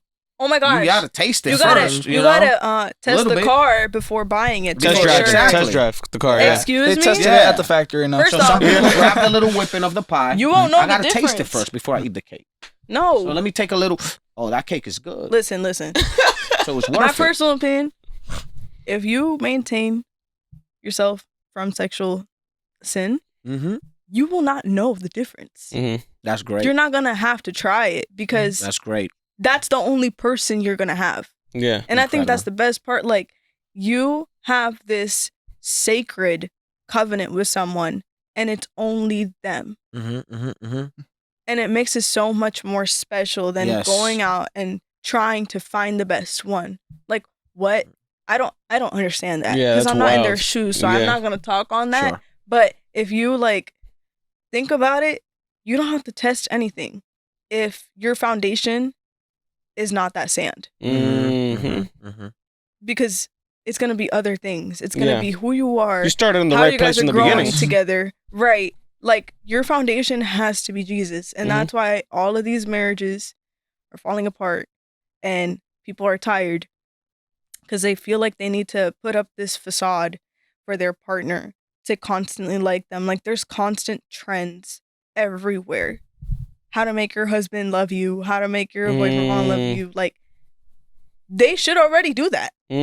Facts. Why do you constantly have to change your eyeball, your eye collars and get plastic surgery and get new hair? Why is it that you look like a Barbie doll every single month? Like, Yo, you know what is this customization? What What's about going on? what about the women that are looking for? What about Christian women that are looking for a man? You know, that's a very common theme that they talk about on the internet all the time. What about these people who are trying to find their husband and they don't know who God has chosen for them? And what's your advice for these women? They don't know because they don't pray. Exactly. Look for God first. Sweat. That's the reason they don't know. If you cannot handle a relationship with God, you cannot handle a relationship with anybody else. Please, like, relax. That's true. It's unnecessary. So if they want a husband, what they got to do then? Wait on the Lord. Well, she wouldn't know the husband part. Remember? No, I'm saying if they want to find a relationship, a partner, because you know you go into every partnership with the expectation of getting married. You know, so just wait on the Lord. Wait on the Lord. They want to find a. They want to find a man. Microwaved. Right? Yeah, microwave society. Right? There's my man. 30 seconds later, Excuse done. me? My man. You are so desperate. If you're desperate to find a relationship, you're not happy. Wow. Yeah, With yourself. Yeah. No, you're not happy, period. Yeah. Because it consumes you, right? Yeah. Not just with yourself. Like, you're just not happy, period.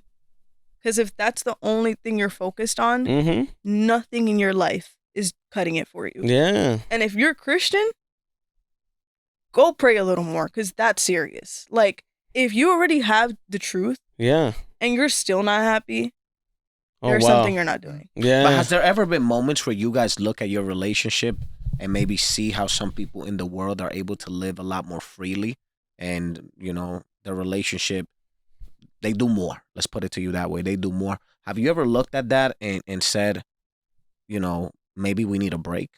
Maybe not from each other, but from being in a relationship and being in a relationship with Christ. Have you ever looked at it that way? Has that thought ever crossed your mind that you're like, you know, what I'm seeing these people do, they travel, they drink, you know, they do all of these different things in the world and it looks so joyful. Look at their pictures on Insta. No. Look at their TikTok. Oh my goodness. Look at their videos. Look at how they flexing out there. Have you guys ever looked at that and said, I would like a chance to do that? I'm sorry. Like live a more worldly relationship. They smile so fake. No.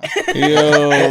It's dead. They're dead. I know they're toxic behind closed doors. You can post all you want, but they're not happy. They're not. It's just anyone could front on Instagram. Anyone could front on TikTok, YouTube. Anyone could front on any social media app. When it comes to the truth, they're not happy. Yeah, that's why all these famous people have mad money, bunch of kids, but then they get divorced. That's right. I thought they were happy. That's so true. You just posted a picture yesterday. Now that what happened? Yeah. And I love my family. This is the best family in the world. My broken family. Bounce. And broken families start with marriages. Yeah. No, but that's good then that you've never had those thoughts, because there's relationship that I know, a lot of them, believe it or not, that the issue is not that they don't know what to do. It's just that when they compare themselves to the outside world, they're like, we're missing out. Right. And when you're young, you think you have this whole life ahead of you, which in God's name you do. Hopefully you live till you're 90 years old, 100 years old, and die a peaceful life. Do 80. I hope the Lord comes before that. Me too. Yeah, me too. Absolutely. If he comes right now, I don't care. I don't accomplish anything else in this world. Right. You keep my car. Take me. Yes, all of my goals. Take them all. Take me with you. 100%. But not everybody thinks that way. Not everybody has an eternal mindset. That's called an eternal mindset. A lot of people have a mindset of where they're at, planted, just this earth. The rest of their years here. In their mind, they're like, hold up, so I'm going to be living restricted for 40, 50, 60 years. I'm not going to be able to live like them and enjoy that. And that comparison, I always say that comparison is the killer of purpose, right? Because you will stop whatever God has for you just to be able to feed your flesh and kind of indulge in those feelings and emotions, so you never can look back and say, I missed out on something. And people don't realize how powerful like marriage and relationships are. Like there's a biblical principle about like sleeping with so many people. Like there's one person that God designed for you to be with. So that when you guys, connect and you guys get married and you guys connect, you guys are connected, in all senses. In all aspects, But when you connect to different people, now you have different things attached to you now. Yeah, it's now true. You're spiritually, now you're dragging yoked things onto others' spirits. Wow. And that could become very, very demonic. Yeah. Some people call those soul ties. Soul ties. Where you create a connection that is spiritual with a person because of the actions you chose to do with that person. You could get over them completely, but your body still longs to be with them. Right. It's because you have a soul tie and you have to rebuke it out of you. And going back to what she said earlier. Oh, wait. I'm not saying you're possessed. Yes, she is. No, I'm just kidding. No, but there is a spirit that is yoked on you. Don't get it twisted. I already see the comments. I was like, I'm demon possessed. Like, no, girl, relax. You saying that?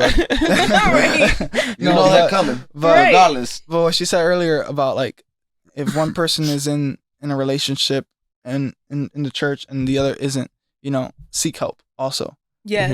If you are gonna bring it together, you gotta seek help, and you also gotta realize the hurt you put on the other person, the things you've done to the other person, because you're not the victim. Understand. Yeah, you're not the victim.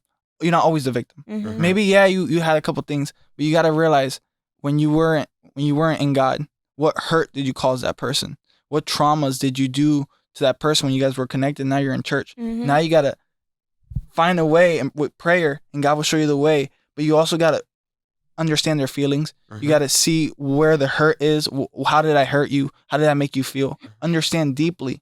And that's the way you start bringing people back to Christ. Obviously, you're not Jesus. You're not going to grab them by the neck and bring them. But if you take that time to sit down with them and be like, hey, yes, I hurt you, but I want to, with God in the middle, I want to grow with you. I want to do this with you. What can I do to be a better husband? And maybe that person is so hurt that they won't talk to you. They don't want to talk to you. They won't. They don't want to talk to you because they're hurt. It's natural. They're not going to understand. And they're not going to understand.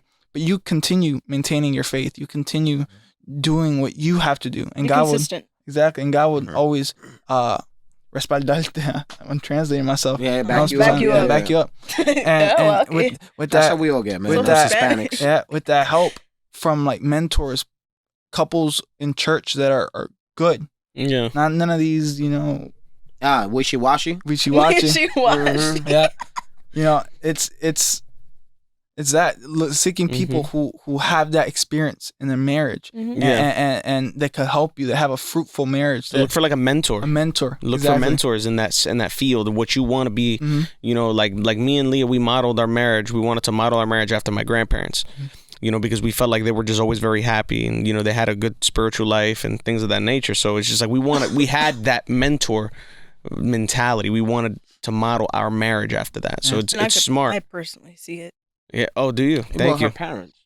Yeah. She's talking about her parents. Oh, yeah. What? You see it from your parents, right? Is that what you're talking about? No, I'm talking about them. Oh, really? Yeah, she's talking about I us. thought Yeah. she was talking about her parents. I mean, yeah, that too. That's what, I wasn't talking about my because parents though, but I do see it in them. Yeah. Like there are for certain sure. things. I don't remember what you said in the car, but he was like, "If we're arguing, and you go like this to my head, like don't touch me when we're arguing." And I was so confused because why would I do that? Like for him to bring it up, I was confused. I understand his concern, like it would make him mad, but I wouldn't personally do that because I didn't see that growing up. So I'm like, why would you think that I would do that? You know, I was just really confused. But it's things that sometimes you got to bring up because maybe it was a little traumatic for him, and it's like it's something that activates something. Yeah, you know? exactly. And we got to accept. Like a response. Yeah. I would never do it, but now I'm extra aware. Yeah, exactly. To definitely not do it because I would never want to do anything to intentionally hurt him. Like, We shouldn't downplay the other person's triggers. No. I Exactly. think that's wrong. Yeah. Exactly. Because then that builds frustration. But also communicating them. That was really good that you did that, right? I mean, that's the whole point, right? Is we got to make sure that communication is key. No, yeah. You know, even That's throughout the courting process, that's number one. I wish that when I was going out with Leah and before we got married, that we were more communicative. We learned that later in life. You know what I mean? And that's kind of part of the issue of, you know, getting with our respective partners for the reasons that we did. Well, I built it on lust. You built it on lies because you were lying. I lied, bro. She thought this guy was I Jean-Claude Van Damme, bro. Bro, I pulled up I don't know how he did from it. New York City and I acted like I owned all the buildings. Double L's. Yeah, bro. I was a completely, it was crazy. But you know, crazy. we built it on not Christ, on everything that wasn't Christ, right? And it's important that, especially now being in our positions where we've been with our partners for years, many years, you know, it's important to communicate and continue that. And I'm happy to see that. Yeah, that's the number one reason for divorce, actually. Yeah. It's a lack of communication, then finances, and then it goes up. Well, actually, infidelity is the number one reason. Number for divorce, one, yes. So let me fix that. And then it's communication, and then it's finances. But that's important. You know, that you guys already learned those foundations. That's great. And mentorship is also important in relationships. I never understood the impact of mentorship. Everything before, because I grew up Pentecostal, everything had to be spiritual. I had to pray everything away. No. I couldn't ask anybody for feedback. Pray. You know, and you got to pray that, no, you have to get more with God. You're not deep in your word, and that wasn't it. I needed somebody with experience. Iron that could sit sharpens there and iron. tell me, correct. They could tell me, hey, listen, I went through what you went through. Let me tell you how God helped me over. Let me tell you the strategies that I'm implementing. That's what for me and Griselli's, we're so big on mentoring relationships, couples, and stuff like that, because we never had it. Right. And we hurt because of it. But I have another question that's a little bit switching gears for you guys. You know, the cost of ministry is heavy. I think you guys with today, if your parents are not mistaken, this is like your 30th time in a row out doing something related to ministry or related to talking about God. So there's never like a time of pulling away and just saying, you know what, we're free. Let's just stop. I was do our literally own thing. Let's just about go. Like, so the weight of ministry, because like I said, you're a music director, you're a worship leader, and you have another 14 titles in the church. Yo. She has the calendar of Everly Morillo. You don't know who that is? No. Her calendar is just as full. Oh, that's the celebrity, the singer. Yes. That you guys that you talked about. I am really humbled Worshipper. by that. But with that being said, right, that's a sacrifice. So do you ever feel overwhelmed by the weight of ministry? Do you ever feel overwhelmed? That's your question. No. Is it for both of us? This is for both. That's what I'm saying. But this is mainly for you, because you have, again, 14 titles and you're a pastor's kid. And you do a lot. And I personally, if I'm gonna be honest with you, I see that be to people's detriment. I fear that. For me, I'm very afraid of the weight of ministry, because I've seen overwhelmed people become frustrated people, and then there's no return for them.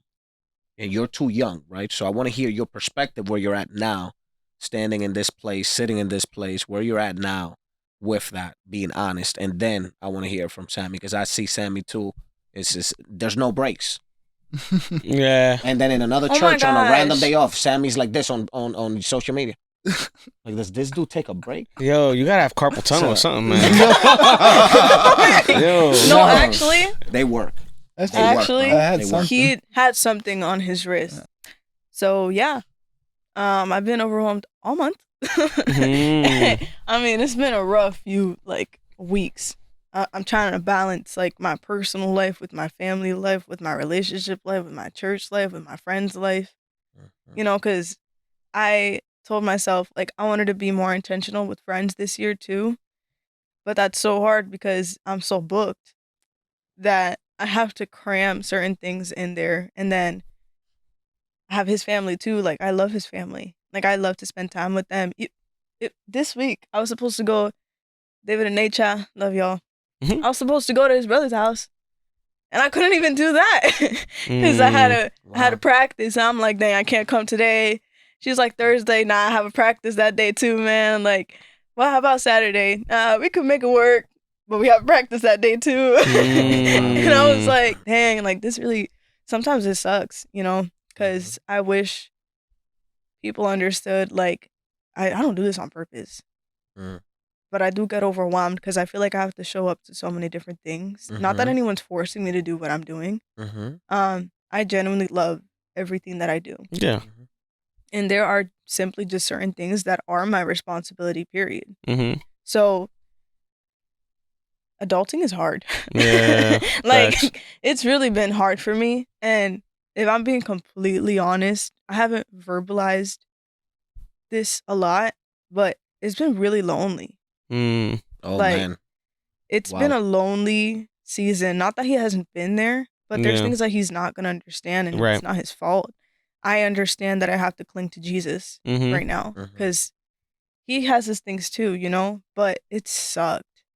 Like, really, really sucked. I've been frustrated. Like, I just randomly get frustrated, and it's because I have so many crammed. Like, during the day, I wake up 5:30, bang, and I just go from there, go to work, get home, change, go to church, blah, blah, blah, blah, blah, blah, blah. And then by the time I get home to rest, my brain is like, so I feel like I can't sleep right. Oh, man. And, like, I get jittery and, bro, I can't. That's I can't. wild. Like, it's so much going on in my body because of everything I'm doing during the day that even if I explain it to people or express myself, what are they going to do for me? You know? So I just, like, I keep it to myself because it's like, I have to show up for this person. I got to show up for this person and this event and this practice and go to work the next day. And it's like this cycle. And the other day, before going to bed, I actually, like, I spent time with God, like, a few hours. I went to sleep at 5 a.m.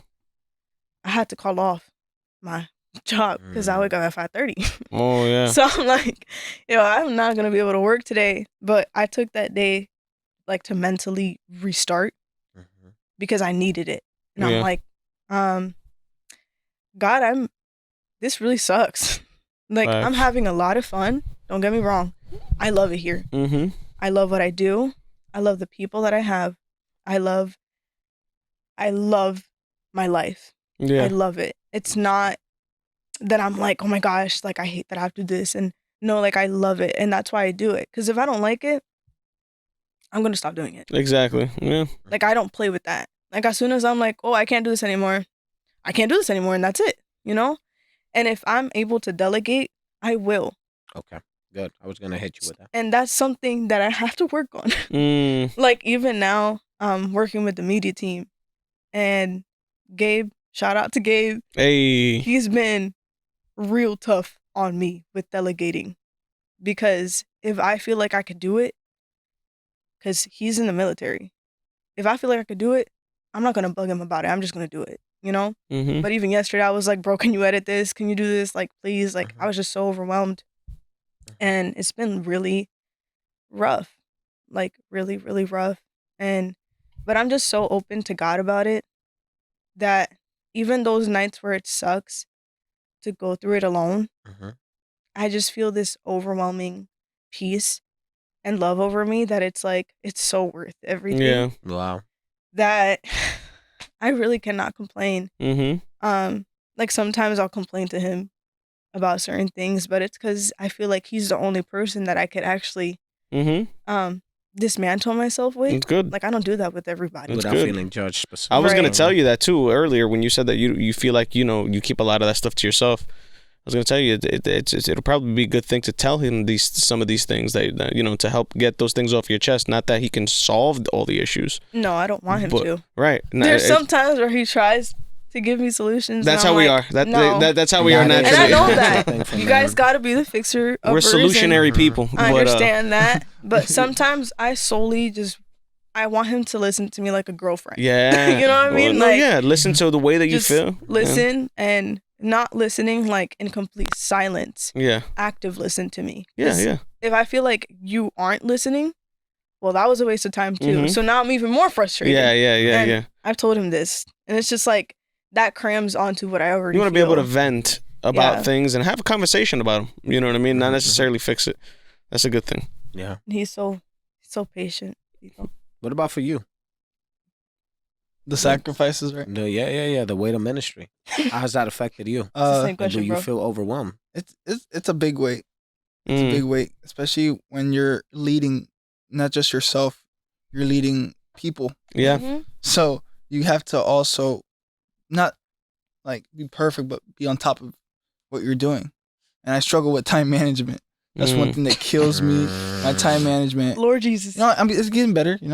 It's getting better. Can't He wait. texts But every we're 2 days back. opposites. I do You text. ever text I him? do text every 2 days. He'll text you back in 2 days. He's I have- awful I have the texting. spirit of Pastor Oscar. Yeah. But the If he problem didn't tell is- me that he was like him, then I'd be like, he just don't want to talk to me. The problem is, I write out the message. I don't send it. Oh man, I used to have those. So I used to do when those. they text me, you didn't text me back. I look. I did text you back. I just didn't. Yeah, I just didn't text you I back. typed I it. typed it, but I just. It was there. You should didn't- you have should've saw it. read enough You should have saw the through bubbles. to see it. But You know? there's a huge weight. I do feel the weight sometimes because not only the eyes are on you, also all that factors in. But one big sacrifice that I make, because we have practices, we have a whole bunch of stuff and of the outside events and stuff like that. My family time. Yeah. I haven't had family time with my family. That's like what I was my gonna immediate- ask you. My immediate family in a while. And it sucks to me because I love my family and I want to be there and spend more time. I try to find ways, but the ministry, and stuff. It's also the season. In the season, Like, yeah. because these 2 months, it's like because of the holidays, it's just Christmas. on top of stuff. It's not like we're like this every every day. year. Yeah. Yeah. So that's another thing. I'm sorry, I cut you off. But that's another thing that also keeps me going is like, I know that once the year starts over, It'll obviously calm down a little bit. Yeah. it'll relax and we have other times and like that keeps me grounded Mhm. because I feel so pressured and I know he does too, like to spend time when we also need time to decompress. Like we need like alone time. And I need alone time. I get so like disoriented when I've been at it all day and talking to people all day and also working at the same time and like I need to just Be able to decompress. Yeah. Yeah, so it's hard. Like when I want to spend time with family, I do it at night because it's when everyone's in the living room and everyone's watching a stupid Christmas movie. I'm sorry, these Hallmark movies have me so dead. We watched one yesterday and it was just so cringy. I loved it so much. Those are the best ones. And Yeah. Christmas is the only time we're allowed to watch cringy Hallmark movies. Hallmark movies, bro. Facts. Like, But that's the time I spend like with my mom or That's like, cool. my dad's there too. you're gonna remember that always too. Yeah. So I try like Mm-hmm. the times where I'm not with him at night, I'm with my parents. That's great. Because that's the time I have. Mhm. And if I'm too tired, they understand me and they let me go to sleep. Like we know each other. Mm-hmm. Like even if it's not a full day with them, I'm still spending time with them. Like Yes. I'm still taking out of even though I'm so tired, I'd rather take a nap. I'm gonna pull that aside and give it to them because I haven't seen them all day. Like I worked all day, so when am I gonna go away even more? You know, there's days and there's days, but I welcome you balance to is important. Yeah, you know, balance is very important in life, in anything that you do. You know, because it took the words out of my mouth. Yeah, it builds up. I've just seen so many horror stories. I've had the privilege of working close to, you know, pastors and people in leadership my whole life since I've been in church. And that's why one thing that I told your parents, I had a conversation before that with your dad, when we went to the youth event, when we were going to the Bible Museum. I had a conversation with him, and it was funny because he said an expression that a lot of people find offensive. You know, he said, you know, I don't want to be friends with my sheep. I can't be friends with my sheep. And a lot of people will be like, oh, because people want to be friends with the pastors. That's what they seek. That's why they, you know, and exactly. And if they don't have it, they feel like their pastors don't love them. If they don't have a friendship, if they can't hang out with them, you know, do breakfast all the time, have a coffee with them all the time. And I actually loved that he said that, because proximity is dangerous. It is. You see a person's flaws enough, you start seeing their warts, and you see them in a certain light. You start crossing certain lines, and then you cross boundaries. You know, you start, or you know, they actually or they may hurt your faith. Exactly. Yeah. You know, seeing them in a light that you never imagined that you would see them in, or them doing something that you would never imagine that they would be able to do, because every time that people think of pastors, they idolize them. They think they're floating in the heavens, and they think that they make no mistakes. And when they see a mistake, they're like, "Oh my gosh, are you telling me?" But even they need balance. The point is, everybody needs a balance, because if not, I know what you're telling me. You know, but I also have experience. I've lived a lot longer than both of you. Lord Jesus. I'm telling you. That if you don't create a balance, it eventually will catch up. Oh yeah, and it could break you down mentally to the point where, you know, no prayer is going to be able to help you unless God himself comes and drags you out of that situation. That's how bad I've seen people get, to the point where they reject church and reject people. Yeah, they're isolated. They become solo gang, moving around the world. I thought about it. You know, so look at that. I've thought about it a lot. Can't get to that point. Even recently, I thought about it. I was like, not in a way that I'm gonna do it, but I was just like, in the back of my mind is like, what would it look like if I did stop everything? Like I just quit everything, because I genuinely got so overwhelmed just thinking of everything I have to do. Sure. And I'm only one person, and I don't want people coming at me after this talking about something. Nobody told you to do that. Like, yes, I know that. But still, I also know I'm in a season where God is preparing me for something. Yeah. And I'm very aware, because a few months ago, Antonetti, a prophet that we're really close to, not really close to, but we're friends, and he comes to our church sometimes. He gave me a word because he had gone to our house because he had a word for my family. And one of the things he said was that God was going to lift me to a new pedestal. Like not a pedestal, but a new step. Yeah. A new step. And I just know this is that season. Because everything that he said after that is what's going on right now. So that's why I have peace, because God is in it. That's right. Even though I get overwhelmed and I want to pull my hair out sometimes, I know God is in it. Yeah. And as much as I'm human, so obviously sometimes I feel like my cup is overflowing. Yeah. But I'd rather it overflow and me learn so much, because I've learned so much this 1 month, and we're not even halfway through. We're like halfway through. Basically. And I've learned so much in these past 2 weeks about myself that I'd rather God squish the oil out of me. Yeah. Than it be a slow but useless process. Yeah. Incredible. I feel you. Like people who hold back because they're scared. Like, I'm a little scared, but not scared enough to keep going, Right. to stop what I'm doing. Yeah, exactly. You know what I mean? Like, go for it, Lord. Do what you got to do. This sucks. It hurts. I feel very alone, but you got that. Like, I know you have me, and that's okay. You're in God's hands, and you know it. Mm-hmm. That's incredible. That's faith. That's incredible. That's all I have, though. No, that's all I have. I was gonna make a mention of this disease that me and you both have, you know, and it's the disease of where we try to put. He loves to hear about all my diseases, but me and you have an encyclopedia. Me and you have a disease about, you know, it's a disease where we put too many things on our own shoulders. You know what I'm saying? And it's not because we don't think anybody can do it right, but it's because we enjoy it. You know, and it's just like a bit of both. You know, and it is sometimes a little bit of both, for sure. Yeah. No, I can agree with you. You know, and it's like, if I could just do something, you said something earlier, if I could just do it, then I'll just do it. You know what I'm saying? And it's something that I struggle with even till today. You know what I'm saying? That I'm working on, and even with this very podcast, we you know, me and Renee, we have our gifts. We have things that we're good at, and now we're dabbling into each other's sides, right, to help each other, right? Because at the end of the day, the goal is to, you know, to be able to lean on each other and not just put it all on your shoulders, because you will burn out. That's the you know key. what I'm saying? That's the phrase. You will burn out if you do it, and you know, I'm glad that you're working with Gabe and working on ways to you know, help you delegate more, and so that you're not putting a lot of things on yourself.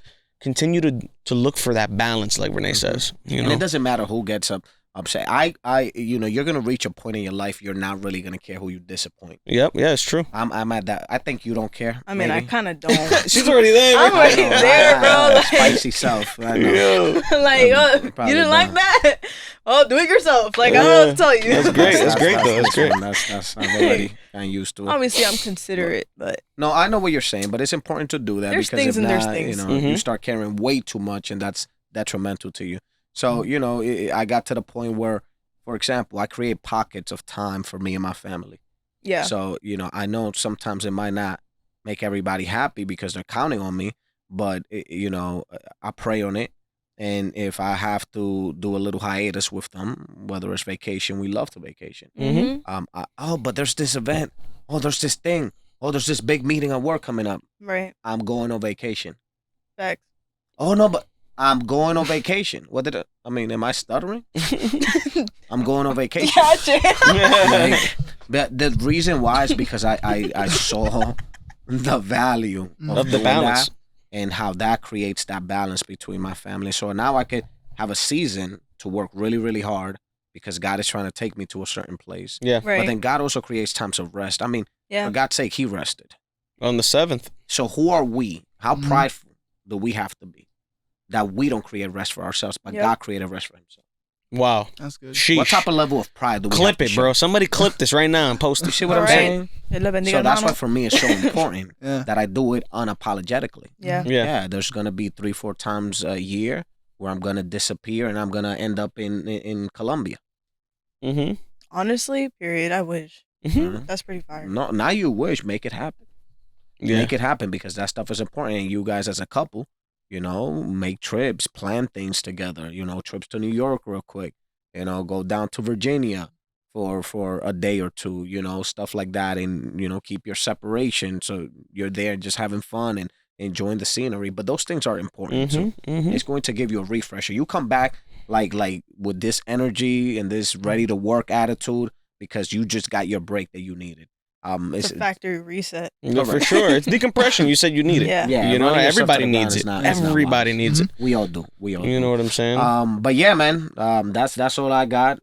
You say you don't got nothing else to add. No, yeah, that's it. So I appreciate you guys' presence. Any final thoughts from any of you? You got something to say to these people? No. No. No. Oh, Okay. good. I appreciate you guys being vulnerable with our very direct questions that we told you thank guys you. we'd ask. They were not that bad. I thought they were gonna Really? be like. I thought they That's were it. really We got to elevate it next time around, man. Right. I No, mean, we asked some that's not personal what I mean. stuff. I'm saying like I thought I performed better than I imagined I would perform. I guess so I don't know. because yeah. You guys answered the questions. You guys were just authentic. You guys did great. Yeah. That's all. that's- Yeah. You guys were yourselves. It was nobody else. Mhm. But yeah, I appreciate you guys' time. Obviously, it's always a privilege for me to have you guys here. Yes. Because I know how hard you guys work and how little time you guys have, and so this is valuable for me for sure. For sure, yeah. 100%. I'm so happy to be here. Don't have another face. Like my face So doesn't exciting. change for happiness, joy. My face just doesn't move, Mm-hmm. so I can't really express it the way I feel right now. Mm-hmm. But I Stop promise you, I'm I happy. feel it. And thank you, bro. It's You gotta know him. You radiating. gotta know him. That's From all. the You see, inside it's out. I'm emanating that happy energy. Yeah. You have Look the at that you have the smile. text written out, but you didn't send it yet. Right. That's what it is. There we now, go. now you understand. That's what it me. is. Yes. On the same page. It's all right, man. But should yeah, go to the that's all we got. That's all we got, I man. appreciate everybody that connected, everybody that tunes in, all of our viewers. Whether you comment negatively or positively, we don't care. Just comment. Just comment. Share the content. Matter of fact, comment negatively. Exactly. We like that. Comment the word It'll give negatively. us something to laugh about. You know Some what I new mean? Yeah. perspectives, some new ideas. And listen, the people that are reaching out on PM, that are asking for prayer or talking to us about their stories, listen, these are things that we talk about privately. It impacts us. It does. Continue to do that. It does. We've heard some things that have touched our hearts, whether it came to abortion, some of the topics we talked about before, Wow. immigration, just so many different things, right? How you guys feel about some of the pride movement and all of these things that are being pushed on us. We've heard a lot of your voices, and it True. just means the world to hear perspectives or experiences like that. So do it for every Amen. episode, please. Like, share, subscribe. Most important is share, because that way we get eyeballs on this content. We love you guys. This is episode 30. 30, bro. Dry Bones Podcast. Deuces. Peace out. Stay blessed. We'll talk to you guys next week. Peace out.